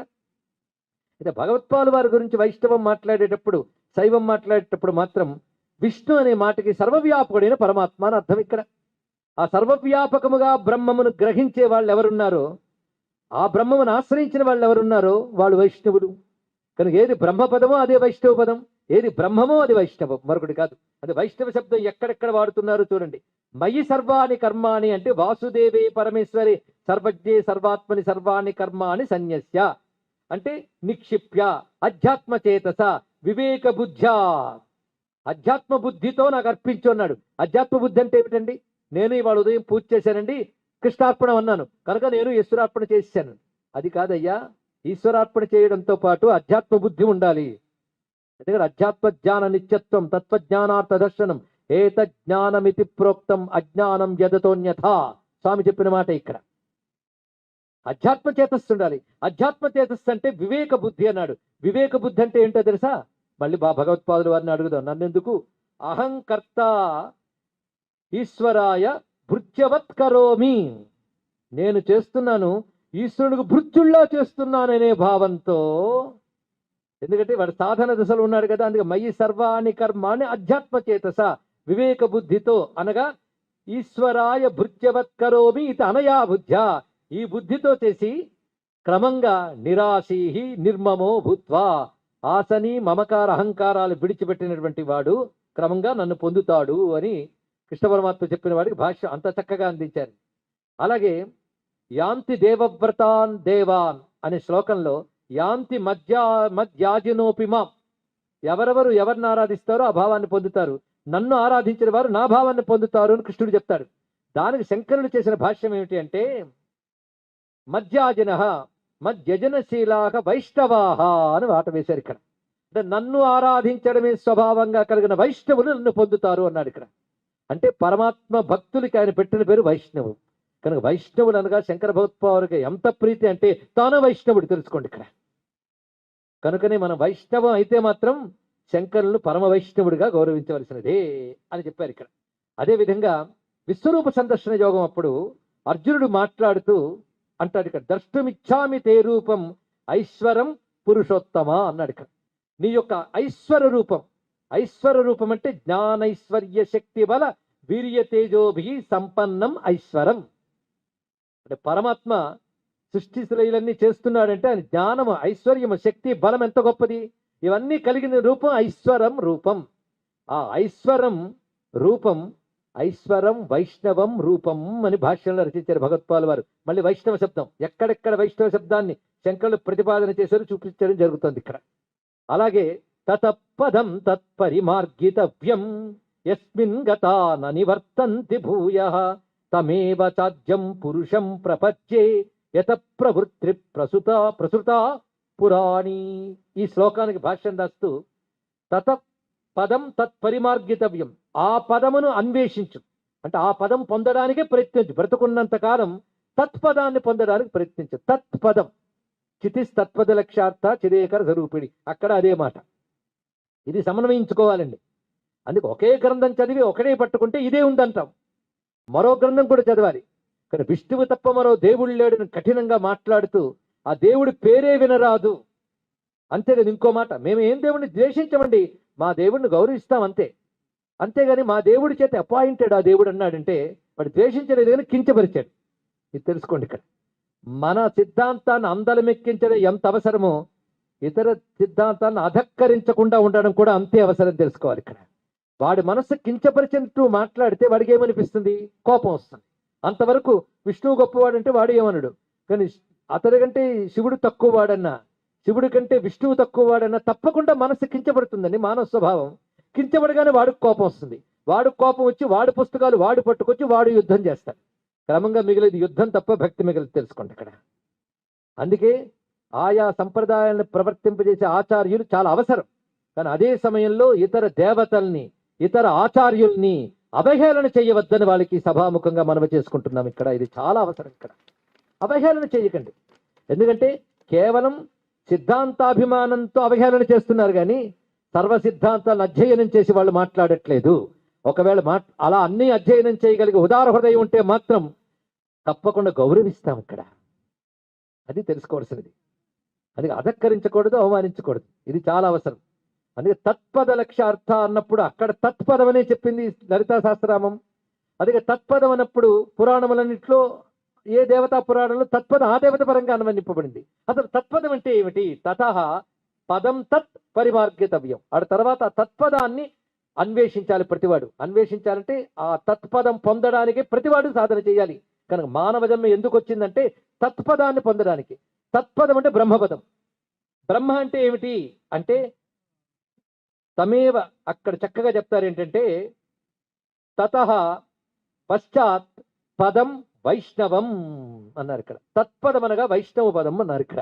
అక్కడ వైష్ణవ శబ్దం వాడారు చూడండి. తత్పదం అంటే వైష్ణవ పదం అన్నారు ఇక్కడ. ఇప్పుడు చెప్పండి శంకరులు వైష్ణవులు అవునా కాదు? ఏమిటా వైష్ణవ పదం? బ్రహ్మమే సర్వత్రా వ్యాపించి ఉన్నది, వ్యాపించినంతా బ్రహ్మమే అనే సత్యం. కానీ వ్యాపకమే వైష్ణవమైనప్పుడు బ్రహ్మము తప్ప మరొకట్లేదు. ఎంత వ్యాపించాడు అంటే జగత్తు వేరుగా ఆయన వేరుగా ఉన్నాడు అంటే వ్యాపకత్వం లేదుగా. జగత్తు వేరైపోయింది కానీ జగత్తు అని వేరే వస్తువు లేదయ్యా, అంతా వ్యాపించి ఉన్నాడు. వ్యాపించింది బ్రహ్మం మాత్రమే. వేరుగా కనబడుతుంది కదంటే అది సమస్య కనుకే దాన్ని పరిష్కరించుకోమని చెప్తున్నాం ఇక్కడ. వేరుగా కనబడటం భ్రాంతి. ఆ భ్రాంతిని తొలగించే ప్రయత్నం చేసుకో, సాధన చేయి. అప్పుడు ఉన్నది బ్రహ్మమే అని ఎరుక కలుగుతుంది. అది పదం పరిమార్గితవ్యం అనే మాటకి నిర్వచనంలో వైష్ణవం అన్నమాట చెప్పారు. అంతేకాదు తమేవ శరణం గచ్చ సర్వభావేన భారత అనేటువంటి మాటలో కూడా తత్ప్రసాదాత్ పరం శాంతిం స్థానం ప్రాప్స్యసి శాశ్వతం అనే శ్లోకంలో కృష్ణుడి యొక్క ఈ శ్లోకం 18వ అధ్యాయంలో వస్తుంది. మీరు గమనించలేదు ఏమో కానీ నేను మొదటి నుండి చివరి వరకు అన్ని అధ్యాయాల్లో ముఖ్య అధ్యాయాల నుంచి శ్లోకాలు ఇక్కడ చెప్పడం జరిగింది. ప్రతి అధ్యాయంలో వైష్ణవ శబ్దం ఎక్కడెక్కడ వాడారు చెప్తున్నాం. కనుక ఆదిశంకరుల వైష్ణవం ఇవాళ ప్రతిపాదన జరుగుతుంది. తమేవ ఈశ్వరం శరణం ఆశ్రయం. ఆ ఈశ్వరుని శరణ వేడాలి. దేనికంటే సంసారార్థి హరణార్థం. చాలా గొప్పగా చెప్పారు. అందుకే సంసారధ్వాంతి వినాశం హరిమీడే అని హరిమీడే స్తవం అని భగవత్పాదుల వారు 43 శ్లోకాల స్తోత్రం రచించారు. 44వ శ్లోకం ఫలశ్రుతి. 43 శ్లోకాలు హరిమీడే స్తవం చదివితే తైత్రీయ ఉపనిషత్తు, చాందోగ్యోపనిషత్తు, బృహదారణ్యకోపనిషత్తు, ఉపనిషత్తులన్నీ అందులో కనబడతాయి మీకు. అంటే సర్వోపనిషత్ సారం హరి ఈడే. ఈడే అంటే స్తుతిస్తున్నాను అని అర్థం. ఇక్కడ హరిని స్తుతిస్తున్నాను అనే మకుటం పెట్టి సర్వ ఉపనిషత్తులు చెప్పారు ఇక్కడ. అంటే జ్ఞానం భక్తికి విరోధము కాదు అని చెప్తున్నారు ఇక్కడ. సర్వోపనిషత్ ప్రతిపాద్యమైన ఔపనిషత్ బ్రహ్మమునే మేము హరి అని ఉపాసిస్తున్నాం. సగుణ బ్రహ్మముగా ఉపాసించినప్పుడు ఆయన లీలామూర్తిధారిని ఆరాధిస్తాం. అందుకే ఆ స్వామి సత్యం జ్ఞానం అనంతం బ్రహ్మ అది బ్రహ్మ యొక్క లక్షణం. కానీ ఆయనే జగద్రక్షణ కోసం లీలారూపాన్ని ధరించినప్పుడు ఆ సత్యజ్ఞాన అంతతత్వానికి ఏమి కొదవ ఉండదు, కొరత ఉండదు. కనుక లీలామూర్తిగా సగుణ రూపంగా ఉపాసిస్తున్న ఆయన తత్వస్ఫురణ మాకు పోదు. అందుకే సత్యం జ్ఞానమనంతం నిత్యమనాకాశం పరమాకాశం గోష్ఠ ప్రాంగణ రింగణ లోలమనాయాసం భువనాయాసం మాయా కల్పిత నానాకారమనాకారం భువనాకారం క్ష్మామానాథమనాథం ప్రణమత గోవిందం పరమానందం గోవిందం పరమానందం గోవిందం పరమానందం. ఎంత ఆనందంతో ఆయన కీర్తన చేశారండి. నా సంగీతం రాదు, రాగాలు తెలియవు, చదివేనంతే. చదివితేనే గీతంలా కనిపించి నాట్యం చేయాలనిపించింది అందమైన సాహిత్యాన్న మహానుభావుడు అందించారు ఇక్కడ. దీని సిద్ధాంతాల దాకా ఎందుకు? కృష్ణుడు కనబడ్డాడా లేదా చెప్పండి. గోష్ఠ ప్రాంగణ రింగణ లోలం. ఎంత అందమైనటువంటి మాట. గోశాలలో ఆడుకుంటూ తిరుగుతున్నటువంటి వాడికి నమస్కారం. ఇది గోశాలలో ఆడుకుంటూ తిరుగుతున్న బాలుడు ఎవరయ్యా అంటే మాకు తెలుసువయ్యా సత్యం జ్ఞానమనంతం నిత్యం. ఎంత అందమైన స్ఫురణ. సత్యము జ్ఞానం అనంతం అని ఏదైతే ఉపనిషత్తు సత్య జ్ఞానం అనంతం బ్రహ్మ అని చెప్పిందో ఆయనే అని అసలు స్వరూపం ఏంటి? పరమానందం. అది ఉపాధిని ఆశ్రయించినటువంటి ఆనందం కాదు, నిరుపాధికమైనటువంటి ఆనంద స్వరూపం, ఆనందం తానైనటువంటి స్వరూపం. అది పరమానందం. అదిగో ఆడుకుంటుంది. గోష్ఠ ప్రాంగణ రింగణ లోలం. ఏదో కష్టపడి ఇవన్నీ నడుపుతున్నాడా? అనాయాసం. అంతేకాదు ఈ భువనాలన్నిటినీ కూడా నడుపుతున్న వానిలా కనబడతాడు, కానీ ఏమీ అని దగ్గర లేదు. ఇది తెలుసుకో. ఇక్కడ అంత లీలగా ఇదంతా నిర్వహిస్తున్నాడు అని చెప్తూ, ఏ ఆకారము లేనివాడు మాయతో అనేక ఆకారములు ధరించున్నాడు. కనుక భగవానుడికి ఆకారం లేదు అంటే అర్థం ఆకారం ధరించలేడు అని మేము అనలేదు. ఆయన తన మాయాశక్తితో ఎన్ని ఆకారాలను ధరించగలడు, కానీ స్వతసిద్ధంగా నిరాకారుడు. అది అద్వైతులున్న ప్రధానం ఇక్కడ. స్వతసిద్ధంగా నిరాకారుడైన మాయతో ఏ ఆకారమైన ధరించగలడు. ఆయన మా కృష్ణ పరమాత్మ అంటూ గోవిందం పరమానందం అన్నప్పుడు ఆ గోవిందనామం ఒక్కడి చాలయ్యా. లేనిపోని భేషజాలు పెట్టుకుని ఎందుకలా నానా యాతన పడతావు నువ్వు? నహి నహి రక్షతి డుక్రున్కరణే. దీనికి ఎవరో వ్యాకరణ సూత్రం చదువుతూ ఉంటే వద్దు వద్దన్నారు శంకర భగవత్పాదుల వారు. అది భజగోవిందం అన్నారు అని కాదు. డుక్రున్కరణే అంటే కర్మ మార్గాల్లోనే తరించిపోతాను అనుకోకయ్యా. కేవలం కర్మలతో తరించవు, ఆ గోవిందుని ఆశ్రయించు. ఎలా ఆశ్రయించాలి? పద్ధతి చెప్తా విను అన్నాడు. గోవిందుని ఆశ్రయించవలసిన పద్ధతి అంతా భజగోవింద శ్లోకాలు చెప్తున్నారు. సాధనా గ్రంథం ఇది. అని ఎలా ఆశ్రయించాలి అనేటువంటి దాన్ని గురుచరణాంబుజ నిర్భర భక్త సంసారా అంటూ మొత్తం మొదలుపెట్టాడు. గురుచరణాలను ఆశ్రయించు, వివేక బుద్ధి కలిగి ఉండు అన్న. భజ గోవిందం, గోవిందుని భజించు. భజించడమే భక్తి కదా. ఇక్కడ గోవిందుని యందు భక్తి కలిగి ఉండు అని చెప్పాడు కదా ఆయన ఇక్కడ. ఎంత చక్కగా చెప్పాడు. ఆ భక్తి ఎలా ఉండాలి? వైష్ణవ భక్తి కావాలి అన్నాడు. వైష్ణవ భక్తి ఎలా ఉంటుందండి? నరేంద్ర మెహతా అనేటువంటి ఆయన గొప్ప గీతం రచించారు కదా వైష్ణవ జనతో. ఆ భజన ఎలాంటిదో శంకరులు గోవింద కీర్తన కూడా అలాంటిదే. అందులో చెప్తున్నారు ఆయన, త్వయి మయి చాన్యత్రైకో విష్ణు వ్యర్థం కుప్యశమయ్య సహిష్ణు. నీలో నాలో ఒకే విష్ణు ఉన్నాడు, ఎందుకు నా మీద అనవసరంగా కోపగించుకుంటావు అన్నాడు. అంటే అర్థం ఏంటంటే నీలో నాలో ఒకే విష్ణు ఉన్నాడు అన్నాక వైషమ్యాలు పోతాయా లేదా? అంటే వైషమ్యాలు పోవాలి అంటే ఒకటే మార్గం, నీలో నాలో అంతటా విష్ణువే ఉన్నాడు. ఆ విష్ణువని తెలిసాక ఇంక నువ్వు నేను అనే భావం పోవాలి. నీలో నాలో అన్నప్పుడు నువ్వు నేను అనే భావం ఉంది. ఎంతవరకు? నువ్వు నేను చూస్తున్నంతసేపు నీకు నాకు మధ్య ద్వేషం. నీలో నాలో విష్ణువు ఒకడే అని తెలిసినప్పుడు విష్ణువు దగ్గరకు వచ్చేటప్పుడు నీ నా పోయింది, విష్ణువుతో ఐక్యం ఏర్పడింది. అది తెలిసినప్పుడు విష్ణువు ఎందే నిష్ట కలిగినప్పుడు నీ నా ద్వేషం ఉంటుందా? అది వీరు నేమను మతిభ్రమణంబున భిన్నులై ప్రవర్తిల్లక సర్వమున్నతని దివ్య కళామయమంచు విష్ణునందుల్లము చేర్చి తారడవి నుండుట మేలు నిశాచరాగ్రణి అని చెప్పిన ప్రహ్లాదుడి మాటకి శంకర భగవత్పాదుల వారి మాటకి ఇసుమంత భేదం లేదు. అందుకే భాగవతంలో జ్ఞానభక్తుడైన వైష్ణవుడు ప్రహ్లాదుడైతే చరిత్రలో జ్ఞానభక్తుడైన వైష్ణవుడు శంకర భగవత్పాదుల వారు. వారిద్దరిది ఒకటే, తెలుసుకోండి. ఇక్కడ భేదమే వద్దయ్యా అన్నాడు. భేదభావాన్ని విడిచిపెట్టు. అందుకే శంకర సిద్ధాంతంలో ఉన్నటువంటి వారు ఎవరి సిద్ధాంతం వారు పాటిస్తేనే ఇతర సిద్ధాంతాన్ని గౌరవించగలిగే లక్షణం ఏర్పడుతుంది. అదే హిందూ ధర్మానికి బలం. ఆ బలం అద్వైతం వల్ల మనకు సాధించినది. అదే వైష్ణవం అనే శబ్దం అద్వైతానికి పర్యాయ పదంగా వాడబడుతూ సర్వత్రా ఉన్న పరమాత్మ ఒక్కడే అనే సిద్ధిని మనకు తెలియజేస్తున్నది. ఇక్కడ అలా వైష్ణవ శబ్దాన్ని వాడారు. ఆ గోవింద నామానికి అర్థం చెప్తూ అంటారు, గోభిర్నిగదిత గోవింద స్ఫుట నామానం బహునామానం గోధీ గోచర దూరం ప్రణమత గోవిందం పరమానందం. ఎంత అందంగా అన్నాడండి ఇక్కడ ఆయన. గోభిర్నిగదిత గోవింద స్ఫుట నామానం. గోభిహి అంటే వేదవాక్యై అని అర్థం. వేదవాక్యై నిగదిత ప్రతిపాదిత, వేదవాక్యముల చేత ప్రతిపాదింపబడినటువంటి నామం గోవింద నామం. ఆ గోవిందుడు ఎవరంటే వేదవాక్యముల చేత చెప్పబడుతున్నప్పటికీ ఆయన వాక్యాలకు అందడు. అది తెలుసుకో. వేదములు కూడా మేము మాటలతో చెప్తున్నా ఆయన గురించి, ఏమని ఏ మాటతో ఆయన చెప్పలేమని చెప్తున్నాం అన్నది ఇక్కడ. అది ఏతో వాచో నివర్తంతే అప్రాప్య మనసా సహ. కనుక వాక్కులు కూడా ఏ పరత్వాన్ని చేరలేవు. వాక్కులు అంటే గోవులే. అందుకే వాక్కులు ఆయన చేరలేవు. నీ బుద్ధి కూడా ఆయన చేరలేదు. అంటే వాక్కులకు అందడు, నీ ఊహలకు అందడు. ఇలా ఉంటాడు భగవంతుడిని ఊహించానండి, అయితే ఆయన భగవంతుడు కాడు.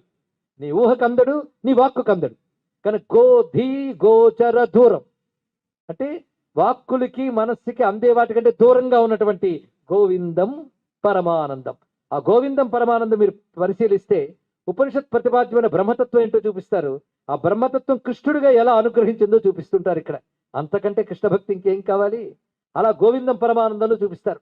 ఇక భజ గోవిందంలో అయినా గోవిందుని భజించు అదే నీకు మార్గము అని మాటి మాటికి బోధిస్తూ జీవించే విధానం అందరూ చెప్పారు. ఇక్కడ ఎలా జీవించాలి అంటే ఒక్కొక్క మాట చెప్తాడు ఇక్కడ. నిజ కర్మోపాత్తం ఎల్లభసే నిజ కర్మోపాత్తం విత్తంతేన వినోదయ చిత్తం. ఈ ఒక్క వాక్యాన్ని నిజానికి చిన్నప్పటి నుంచి నేర్పి ప్రతి ప్రభుత్వ కార్యాలయాల్లోని అదేవిధంగా రాజకీయ నాయకులు సమావేశమయ్యే చోట్ల ఈ వాక్యాలు కానీ రాస్తే ప్రపంచంలో అవినీతి సొమ్ము అనేది ఉండదండి. నేను చెప్తున్నాను ఇక్కడ. కనుక ఈ రోజు జరుగుతున్న శంకర జయంతి ఉత్సవాలు ఏదో ఒక మతానికి చెందిన వారు ఒక చోట కూర్చొని జరుపుకుంటున్నారు అనుకోకుండా మానవులైన ప్రతి వారు జరుపుకోవలసిన మహోత్సవం శంకర జయంతి ఉత్సవం తెలుసుకోండి. ఎందుకంటే యూనివర్సల్ అపీల్ ఎంత గొప్పగా ఉన్నది. ఎల్లభసే నిజ కర్మోపాత్తం. నాయన ఆశ పెంచుకుంటున్న కొద్దీ ప్రయత్నం పెరుగుతుంది. ప్రయత్నం పెరుగుతున్న కొద్దీ బహిర్ముఖత్వం పెరుగుతుంది. బహిర్ముఖత్వం పెరుగుతున్న కొద్దీ పరమాత్మకు దూరం అయిపోతాం. అందుకు స్వధర్మ ప్రకారంగా నీకేది లభించిందో దాంతో తృప్తి చెంది భగవంతుడిని ఆశ్రయించు. ఒక్క మాట చెప్తే స్వధర్మంతో లభించిందంత తృప్తి చెందుతూ, అంటే ఇక్కడ ధర్మాన్ని విడిచిపెట్టలేదు, తృప్తి ఉన్నది. ధనాశతో వెంపర్లాడడం లేదు. ఇది సిద్ధాంతం ప్రతివాడు అర్థం చేసుకుంటే ప్రపంచ క్షేమంగా ఉండదా చెప్పండి. ఇక్కడ లేదండి, నాకు అవసరమైన దానికంటే ఎక్కువ ఇచ్చాడు భగవంతుడు నీకు నిజంగా అనిపిస్తే తప్పకుండా నాకు ఎక్కువ ఇచ్చిన దానితో ఇంకొకరికి సహాయపడు. అందుకే దేయం దీన జనాయచ విత్తం నేయన్ సజ్జన సంగే చిత్తం. అది ఒక్క భజగోవింద శ్లోకాలు మాత్రం దగ్గర పెట్టుకుంటే బ్రతుకులు అది చాలండి మనం తరించిపోవడానికి. ఇది ఒక్కటి చాలు తరించిపోవడానికి అనే గ్రంథాలు వందల సంఖ్యలు ఇచ్చారు భగవత్పాలు వారు. ఏ ఒక్కటి పట్టుకున్నా మనం తరించిపోతాం. వ్యాస భగవాన్ని తర్వాత అంత విస్తారమైన సాహిత్యం ఇచ్చింది ఆదిశంకర భగవత్పాలు వారు. తెలుసుకోండి. ఏ ఒక్కటైనా భజగోవిందం ఒక్కటి చాలదా? ఎంత చక్కగా చెప్పారు. పోని పూజలకు విరుద్ధమైన ఎన్ని చోట్ల పత్రం పుష్పం ఫలంతో యోమే భక్త్యా ప్రేక్షతి దగ్గర ఆయన పూజా ప్రాధాన్యం భాష్యంలోనే చూపించారు ఇక్కడ చక్కగా. అదే విధంగా ఇంకో మాట అంటారు ఇక్కడ, ధ్యేయం గీతా నామ సహస్రం ధ్యేయం శ్రీపతి రూపమజస్రం నేయం సజ్జన సంగే చిత్తం ధ్యేయం దీనజనాయిత విత్తం. ఎప్పుడు నీకున్న దానిలో 10 మందికి సహాయపడటం నేర్చుకో అని చెప్పారు. ఇది ఒక్కటి నేర్చుకుంటే ఉన్నవాడు లేనివాడికి సహాయపడతాడు. ఏది ఉన్నవాడు ఏది లేనివాడికి అనేది ఎవడికి వాడు ఆలోచించుకోవాల్సింది. జ్ఞానం ఉన్నవాడు జ్ఞానం లేనివాడికి, ధనం ఉన్నవాడు ధనం లేనివాడికి, ఒకటి ఉన్నవాడు ఇంకా అది లేని వాడికి సహాయపడుతూ ఉంటే సమాజంలో సమతుల్యం వస్తుందా లేదా చెప్పండి. ఎంతకంటే సోషలిజం సాధించడానికి మరొక మార్గం ఎక్కడైనా ఉంటుందా? ఇంత చక్కటి మార్గాన్ని బోధించారు ఇక్కడ. దానికంటే ముందు గీత చదువు, విష్ణు సహస్రనామం చదువు అని చెప్పినప్పుడు శంకరులు విష్ణు భక్తులు కారా అండి? ఎందుకు శంకరులు అనగానే ఆయన ఏదో వైష్ణవానికి విరోధం అన్నది ఎందుకు బాధపడడం? ఆయన చెప్పిన శ్లోకాలు అర్థం చేసుకోవాలి. ఇక్కడ స్పష్టంగా మనకు కనబడుతున్నది. ఇక్కడ ఇంకొక విశేషమైనటువంటి మాట అందులోనే చెప్తున్నారు కదా, ఏమనంటే సకుడు తప్పి ఏ న మురారి సమర్చ క్రియతే తస్య యమోపి నచచ్చ. ఎవడు ఒక్కసారి విష్ణువుని పూజిస్తాడో వాడు గురించి యముడు చర్చ చేయడు, అంటే వాడి గురించి ఆలోచించాడు. వీడు మన క్యాండిడేట్ కాదు లేని వదిలేస్తాడు. ఇక్కడ వాడి పని విష్ణువే చూసుకుంటాడు అని చెప్పాడు. ఇక్కడ ఇలా ఆయన కృష్ణ భక్తి ప్రబోధకంగా, విష్ణు భక్తి ప్రబోధకంగా ఎన్ని గ్రంథాలు రచించారండి.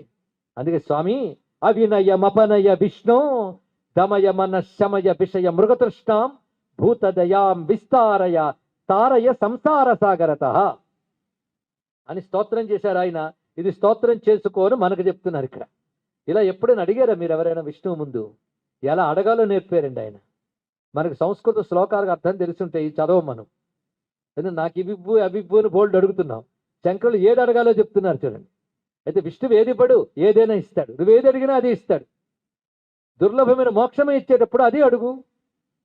మోక్షం ఇవ్వడం అంటే అర్థం ఏంటి? సంసార సముద్రాన్ని దాటించాలి. కనుక నాకు కావలసిందేంటి? తారయ సంసార సాగరత. సంసార సముద్రం నుంచి దాటించు. దాటించుని ఊరికినే అడగాల? దానికి తగ్గ అధికారం ఉండాలా లేదా? నీకు ఉండాలి. అధికారం ఏమిటి? ఆ అధికారం కావాలండి. మోక్షం కావాలంటే ప్రతివాడు రెడీయే. అర్హుడు అవునా కాదా అంటే ప్రశ్నార్థకం. మోక్షం పొందిన అర్హత ఏమిటి?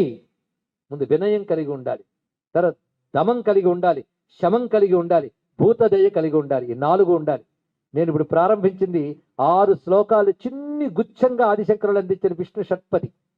విష్ణు షట్పదికి పూర్ణ భాష్యం మనం చెప్పుకుంటే చాలు శంకరుల వైష్ణవం మనకు అర్థమవుతుంది. ఆ విష్ణు షట్పది ఎంత మధురం అండి. నేను మళ్ళీ హరిమీడే పట్టుకుంటే మాత్రం ఆ లోతైన అర్థాలతో శంకరుల వైష్ణవం చెప్పాలంటే కొన్ని రోజులు పడుతుంది. ఇక ప్రబోధ సుధాకరం పట్టుకుంటే కనీసం వారం రోజులు 9 రోజులు పడుతుంది. పట్టింది కూడా. ప్రబోధ సుధాకరంలో ఆయన చూపించిన కృష్ణ భక్తి. ఒక చోట అంటారు, ఆ చాణూరు ముష్టికులు ఎంత అదృష్టవంతులయ్యా కృష్ణ, వాళ్ళు మల్లయుద్ధం నీతో చేశారు. దేవతలకు నీ పాద ధూళి కూడా దుర్లభం. అలాంటిది నీ ఒళ్ళు రాసుకుని యుద్ధం చేశారు అంటే ఆ చాణూరు ముష్టికులు ఎంత అదృష్టవంతులో అంటూ ప్రబోధ సుధాకరంలో అనుగ్రహ ప్రకరణలో చూపించారు. ప్రేమ రూపమైన భక్తికి శంకరులు ఎవరి దగ్గర తీసిపోతారో చెప్పండి ఇక్కడ అని. శంకరుల యొక్క ప్రేమ రూప భక్తిని చూస్తూ ఉంటే తదనంతరం వచ్చినటువంటి సంగీతకారులు, ఆల్వారులు, నయనార్లు వీరందరూ కూడా శంకర భక్తిలో భాగమేగానే మనకు కనబడుతూ ఉంటారు. ఇంకో చోట అంటారు, అయ్యా కృష్ణాని అనుగ్రహం ఎంత గొప్పది. ఇది అనుగ్రహ ప్రకరణం అంటూ ప్రబోధ సుధాకరంలో చెప్తున్నటువంటి గొప్ప అంశం. అనుగ్రహావసరంలో అయముత్తమ అధమహ అని కూడా నువ్వు చూడు, ఎవరినైనా అనుగ్రహిస్తావు. ఎలాగో అంటే నీ దగ్గరకు వచ్చి విషమిద్దామని వచ్చిన పూతన్ని ముక్తినిచ్చేసావు. ఇంకా నువ్వే సర్వస్వంగా నీకు అర్పించిన ఆ నిష్కపటమైన గోపకులకు నువ్వు ఎటువంటి ముక్తిని ఇచ్చావు. కానీ ఎవరైనా సరే ఏ విధంగా నిన్ను ఆశ్రయించినప్పటికీ నువ్వు ముక్తినిస్తావు. ఇదే జగద్గురువులు మొదట అనుగ్రహ భాషణలో చెప్పిన భావానికి దగ్గరగానే ఉంది కదా. ఇదే అనుగ్రహ ప్రకరణంలో చెప్తారు. అనుగ్రహావసరే, అనుగ్రహ సందర్భంలో నువ్వు ఇతడు ఉత్తముడు ఇతడు అధముడిని చూడు. ఎలాగూ అంటే లోహ సలాకా నివహే లోహ సలాకా నివహాహ స్పర్శాస్మని భిద్యమానేపి స్వర్ణత్వమైతి లోహం అన్నారు ఇక్కడ. ఇనప ముక్కలు తీసుకొచ్చి పరుసువుకి ఎలా తగిలించినా అది బంగారంగా చేసేస్తుంది. కోపంగా తగిలించినా బంగారంగా మారుస్తుంది, ప్రేమగా తగిలించినా బంగారంగా మారుస్తుంది. పరుసువేది దాని పనేది. నువ్వు ఇనపముక్కలు కోపంగా తగిలించు బంగారం చేసేస్తుంది, ప్రేమగా తగిలించు బంగారంగా చేస్తుంది. అదే ప్రేమగా ఆశ్రయించినటువంటి, భక్తిగా ఆశ్రయించిన గోపికలు, గోపకులు, ఉద్ధవుడు, పాండవులు వారికి ఏ ముక్తినిచ్చావో వైరంతో ఆశ్రయించిన శిశుపాలాదునికి అదే ముక్తినిచ్చాడు. భయంతో ఆశ్రయించిన కంసాదునికి అదే ముక్తినిచ్చాడు. హింసాబుద్ధితో ఆశ్రయించిన పూతనాదులకు కూడా అదే ముక్తినిచ్చాడు అంటూ వ్యాఖ్యానం రాశారండి. కృష్ణ భక్తి ఎంత చక్కగా ప్రవహిస్తుందో ప్రబోధ సుధాకరం చూస్తుంటే. ఈ రోజు మేము కృష్ణ భక్తులమని తిరుగుతూ శంకరుల పేరు చెప్తే చాలు కోపగించుకుని శంకరులు మాయావాది, మిథ్యావాది అని మాట్లాడుతూ శంకరు నిందతోనే ప్రారంభిస్తున్న కృష్ణ భక్తి సంప్రదాయం ఒకటి ఉంది. వారు సరిగ్గా శంకరులను అర్థం చేసుకోలేదు మనం చెప్పాలి ఇక్కడ. శంకరులు మాయావాదని నింద చేస్తారు. శంకరులు మాయావాది కాదు, మొదటి మాయావాది కృష్ణ పరమాత్మ తెలుసుకోండి. ఇక్కడ మీరు కృష్ణ భక్తులు అయితే మాత్రం మొదటి మాయావాది కృష్ణ పరమాత్మయే తెలుసుకోండి.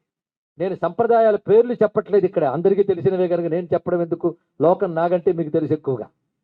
ఎక్కడ చెప్పాడు అంటే మాయా శబ్దం భగవద్గీతలో ఎన్ని మార్లు చెప్పాడో పరిశీలించండి. దైవీ ఏష గుణమయి మమ మాయా దుర్చయ అన్నాడు ఆయన ఇక్కడ. అంటే మాయావాది ఎవడు? ఆయన ఇక్కడ. కనుక మాయ దాటాలంటే నన్ను ఆశ్రయించాలన్నాడు. మాయ దాటిపోతే ఆయనే ఉన్నాడు. కానీ మాయ దాటిపోతే ఉన్నదేది మాయ లేనివాడే. కానీ మాయ లేనివాడి గురించే శంకరులు చెప్పారు, కానీ అమాయకుడు శంకరాచార్య అని చెప్పారు ఇక్కడ. ఆయనకు మాయ లేదు, ఆయన ఎవడి గురించి చెప్పాడు వాడికి మాయ లేదు. కానీ శంకరులు మాయావాది ఏంటండి బాబు? అయితే కృష్ణ పరమాత్మ ఉన్నాడే, ఆయన మాయను దాటిపోయాడు, మాయను కంట్రోల్లో పెట్టుకున్నాడు. అదే మాయకి లొంగిపోతే జీవులు, మాయను లొంగ తీసుకుంటే పరమాత్మ ఆయన ఇక్కడ పరమేశ్వరుడు. ఆ లొంగ తీసుకుని అనేక అవతారాలు చూపించాడు. పుట్టుక లేనివాడు ఎన్నో రకాలుగా పుట్టాడు. కానీ పుట్టుక లేనివాడి గురించి శంకరులు చెప్తున్నారు. పుట్టుక లేనివాడే ఎన్నో రకాలుగా కలుగుతున్నాడు.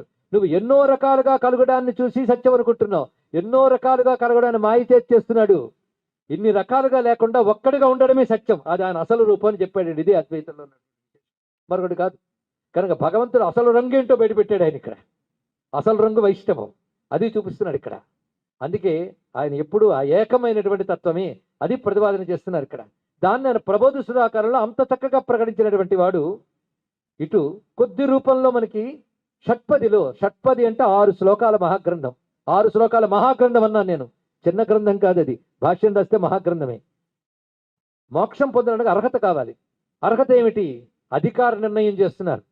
మొదట వినయం కలగాలి. వినయం కలగాలి అంటే ఇప్పుడు మనకి వినయం లేదు కనుకే కలగాలని అడుగుతున్నావునా లేదా? వినయం కలగాలి కనుక వినయం లేదు.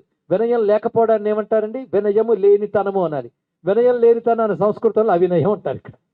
కానీ అవినయం అపనయ, నా అవినయాన్ని పోగొట్టు అని అడుగుతున్నారు. ముందు అది కావలసినది. అది మొట్టమొదటి మెట్టు ఆధ్యాత్మిక సాధనలో వినయం కావాలి. కానీ మనకు అవినయం కావలసినంత ఉంది. కానీ అవినయం తొలగించమని అడగాలి. అంటే అధికారం నీకు తెచ్చుకుంటే గానీ మోక్షం రాదు. అధికారం రావాలి అంటే నీ అంత నీకు సాధ్యం కాదు. అందుకే భగవంతుడిని ఆశ్రయించి, స్వామి అధికారం సంపాదించుకోవడం నా ప్రయత్నం నేను చేస్తాను, కానీ దయలేనిది అది రాదు. అది తెలుసుకోవాలి ఇక్కడ. అహంకార త్యాగం. అంతేగాని శమము దమము ఉంటే తప్పకుండా ఆధ్యాత్మిక సాధనకి పనికొస్తుంది, నిజమే. కానీ శమము దమం ఉంది కనుక నాకు జ్ఞానం వస్తుందంటే అహంకారం వచ్చేసింది, అవునా లేదా? కనుక ముందు అహంకారం పోవాలి. అహంకారం పోగొట్టుకుంటే కానీ అనుగ్రహం దొరకదు. ఈ మాట గుర్తుపెట్టుకోండి. అహంకారం అరగదీయడమే ఆధ్యాత్మిక సాధన, మరొకటి కాదు. అహంకారం అరిగిపోవాలి, అహంకారం అరగదీసుకోవాలి. కానీ అహంకారం లేకుండా చేయమని అడగాలి. కనుక నా అహంకారాన్ని పోగొట్టు స్వామి అన్నాడు. అవినయం అపనయ విష్ణు అని ప్రారంభించాడు. ఇంకా అవినయం అనే శబ్దానికి చాలా అర్థాలు ఉన్నాయి. అది తెలిస్తే ఆధ్యాత్మిక సాధనకి చాలా పనికొస్తుంది. పేరుకు విష్ణు స్తోత్రంలా కనబడుతూ మన సాధనకు కావలసిన అంశాలన్నీ 6 శ్లోకాల్లో ఇచ్చేశారు ఆదిశంకరులు. అది మన ప్రమాణ గ్రంథంగా చెప్పుకోవడానికి ఇంకా మనకు 4 రోజులు ఉన్నాయి. కానీ అవినయం అపనయ విష్ణు. వినయం అంటే శిక్షణ అని అర్థం. విద్యా దదాతి వినయం. విన్నారు ఎప్పుడైనా? విద్య వల్ల వినయం వస్తుంది. వినయం అంటే అర్థం విద్య నేర్చుకోక ముందు నీలో ఎన్నో అవలక్షణాలు ఉన్నాయి. విద్య నేర్చిన తర్వాత అవలక్షణాలు పోయి సులక్షణం వచ్చింది. విద్య వచ్చిన తర్వాత నీకు శిక్షణ వల్ల ఏ సంస్కారం ఏర్పడిందో ఆ సంస్కారం పేరు వినయం. కనుక స్వామి నాకు అటువంటి సంస్కారం కావాలి, అది కావలసినది. కానీ శిక్షణ, సాధనలో శిక్షణ వల్ల ఒక మనస్సుకు సంస్కారం కావాలి. ఆ సంస్కారం ప్రధానంగా అహంకారాన్ని పోగొట్టుకోవాలి. కానీ అహంకారం, గర్వం ఇవన్నీ కూడా అవినయం అనే భావంలో ఉంటాయి. అవి తొలగాలి స్వామి ముందు అడిగారు. ఎందుకంటే నా ప్రయత్నం నేను చేస్తాను, అది నువ్వే తొలగించు, నువ్వే నాకు ఇంద్రియ నిగ్రహం అని అడుగుతారండి ఎవడైనా? ఆ అడగడంలో కూడా నా ప్రయత్నం నేను చేస్తాను, కానీ నీ అనుగ్రహం లేనిది ఇది రాదు అని తెలుసుకోవాలి. ఆ చెప్పడంలో కూడా అహంకారం లేదు. చూస్తారు ఇక్కడ అంత చక్కగా చెప్పారు. అది అవినయం అపనయ విష్ణు. ఇక ఆ తర్వాత అన్నదేంటో రేపు తెలుసుకుందాం. ఆ భగవన్ నామములు ఎంత మధురంగా అందులో భగవత్పాదులు వారు పలుకుతారో చూస్తూ ఆదిశంకరులు విష్ణు భక్తిని ఇక్కడ ప్రతిష్ఠ చేసుకుందాం.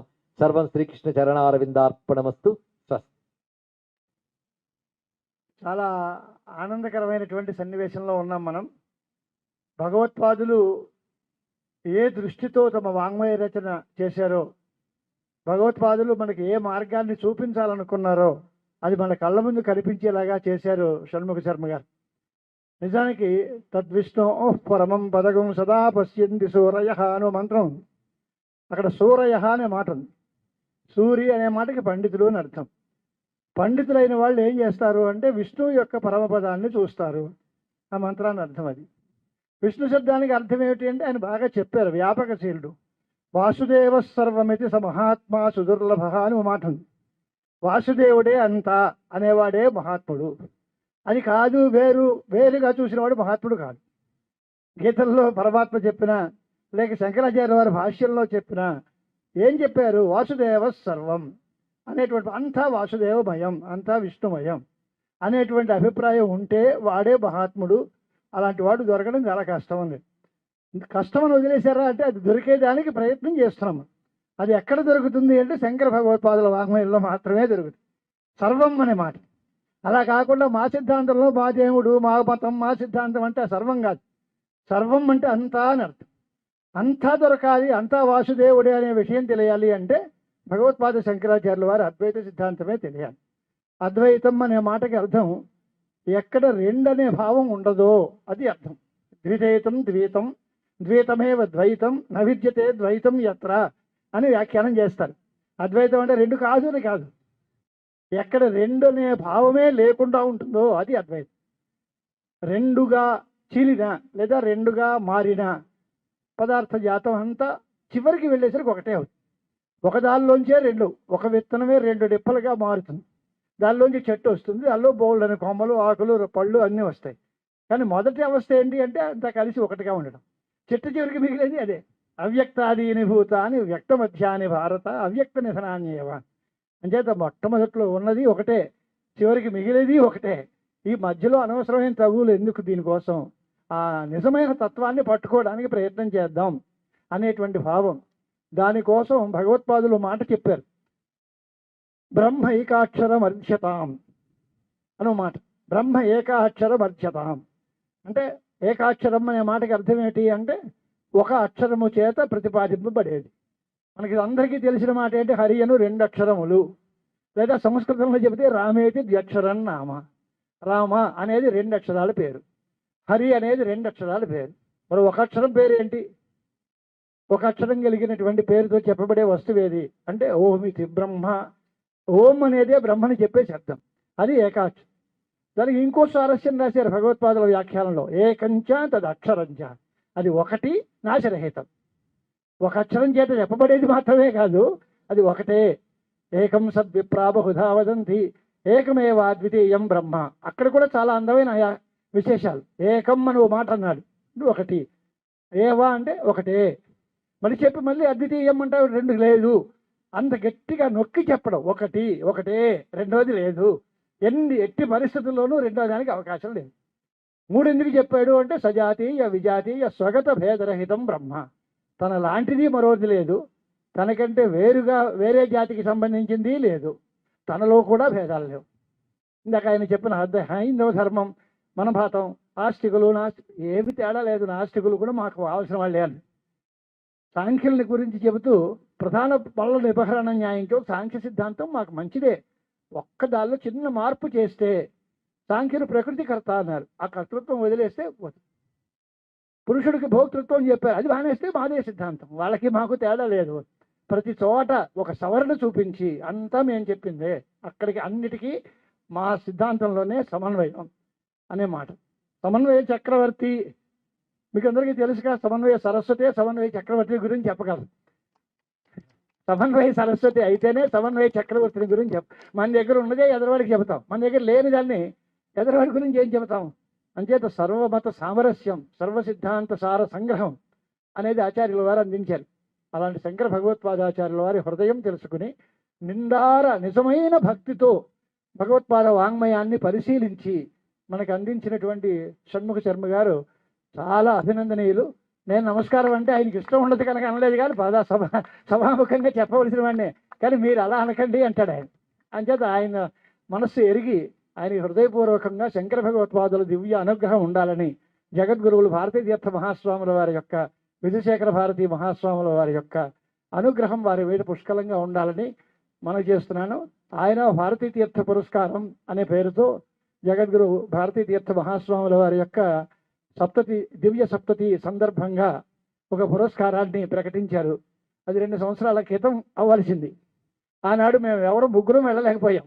ఇవాళ మా ముగ్గురులోనూ సమన్వయం ఏమిటి అంటే మేము ముగ్గురం ఈ ఏడాది పుచ్చుకున్నాం ఆ పురస్కారాన్ని. అంతకుముందు 2 ఏళ్ల క్రితం ఈ దేశకాల పరిస్థితులను బట్టి వెళ్ళలేకపోయి ఈ సంవత్సరం మళ్ళీ మేము అందరం కలిసి వెళ్ళి జగద్గురువుల యొక్క అనుగ్రహం పొందాం. ఆ అనుగ్రహ ఫలితమేమో మనందరం కలిసి ఈ రకంగా భగవత్పాదుల్ని సేవించుకుంటున్నాం. చాలా గొప్ప మాట. ప్రవృత్తి లక్షణ ధర్మం, నివృత్తి లక్షణ ధర్మం అని భగవత్పాదులు గీతాభాష్య పాతనికా గ్రంథంలో చెప్పారు.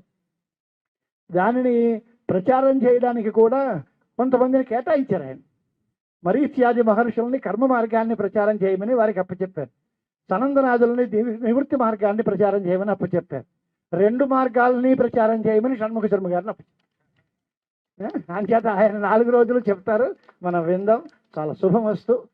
శన్నో మిత్రస్యం వరుణః శన్నో భవత్వర్యమా శన్న ఇంద్రో బృహస్పతి శన్నో విష్ణురుక్రమః నమో బ్రహ్మణే నమస్తే వాయో త్వమేవ ప్రత్యక్షం బ్రహ్మాసి త్వమేవ ప్రత్యక్షం బ్రహ్మ వదిష్యామి ఋతం వదిష్యామి సత్యం వదిష్యామి తన్మామభవతు తద్వక్తారమవతు అవతు మాం అవతు వక్తారం. ఓం శాంతి శాంతి శాంతి. రేపటి కార్యక్రమం ఒకటి చెప్పాలి మీ అందరికీ. మాకు మొత్తం హోమాల లిస్టు స్వామివారు పంపించారు, ఏమేమి యాగాలు ఎలా చేయాలి, పంచాయతన యాగాలు మొత్తం. బ్రహ్మశ్రీ సామవేదం షణ్ముఖ శర్మ గారు గురువు గారు వారు వచ్చి ఎప్పుడైతే ఆదిశంకరుల వైష్ణవాన్ని చెప్తారో ఆ తర్వాతే విష్ణుమూర్తికి సంబంధించినటువంటి యాగాలు ఆరంభం చేయాలి అని రేపటి రోజున సుదర్శనము, నారసింహము, పరమ పురుషారాధన అని 3 చేయించమని స్వామివారు పంపించినటువంటిది. పైపెచ్చు రేపు శనివారం కూడా కలిసి వచ్చింది. అందుకని ఇవి చేస్తూ చాలా మంది కొంతమంది అయ్యా త్యాగరాయ స్వామివారు వైష్ణవం అంతా రాముణ్ణి కొలిచారు కాబట్టి వైష్ణవుడు అని కొంతమంది అంటారు. కొంతమంది అబ్బే కాదండి ఆయన మొత్తము శివుడు, అలా కాదు అని రకరకాలుగా చెప్తూ వ్యాఖ్యానాలు. ద్వైతము సుఖమా అద్వైతము సుఖమా అంటే ఈయన ఈ రెండిటి మీద డౌట్ చెప్పారు కాబట్టి 3వది ఏదైనా ఉంటే అదే ఈయనది అని చెప్పేవాళ్ళు కూడా ఉన్నారు.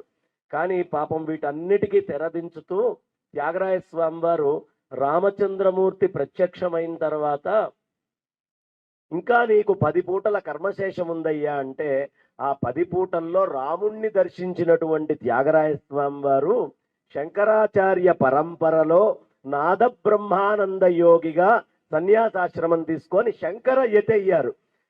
రేపు వారి జయంతి కాబట్టి త్యాగరాయ స్వామి వారి జయంతి సందర్భంగా రేపు ఎవరు సంగీతం ఇష్టమున్న వాళ్ళు వాళ్లే కాదు, శంకరాచార్యుల వారంటే ఇష్టమున్న వాళ్ళు, యతి సంప్రదాయం అంటే ఇష్టమున్న వాళ్ళు అందరూ కూడా వస్తే రేపు మా రమాప్రభ గారు ప్రిన్సిపల్ గా చేస్తున్నారు. వారి బృందం తరఫున అనేక మంది ప్రముఖమైనటువంటి పండితులు అందరూ కూడా వచ్చి పంచరత్న కృతుల గానం చేస్తూనే భజగోవింద స్తోత్రాల్ని కూడా రేపు చేయబోతూ ఉన్నారు. కాబట్టి రేపు ఇన్ని హోమాలు విశేషంగా అక్కడ జరుగుతూ ఉన్నాయి. వారు చెప్పాకే ఇది మొదలు పెట్టాలి అంతే తప్ప ఆదిశంకర వైష్ణవం ఆరంభం కాకుండా నేను ఇది చెయ్యకూడదు అని ఈ హోమాల దాకా పక్కన పెట్టాను. ఇప్పుడు అద్భుతంగా రేపు అందరూ కూడా సకాలంలో విచ్చేసి అందరూ యజ్ఞం చాలా విశేషంగా జరుగుతోంది.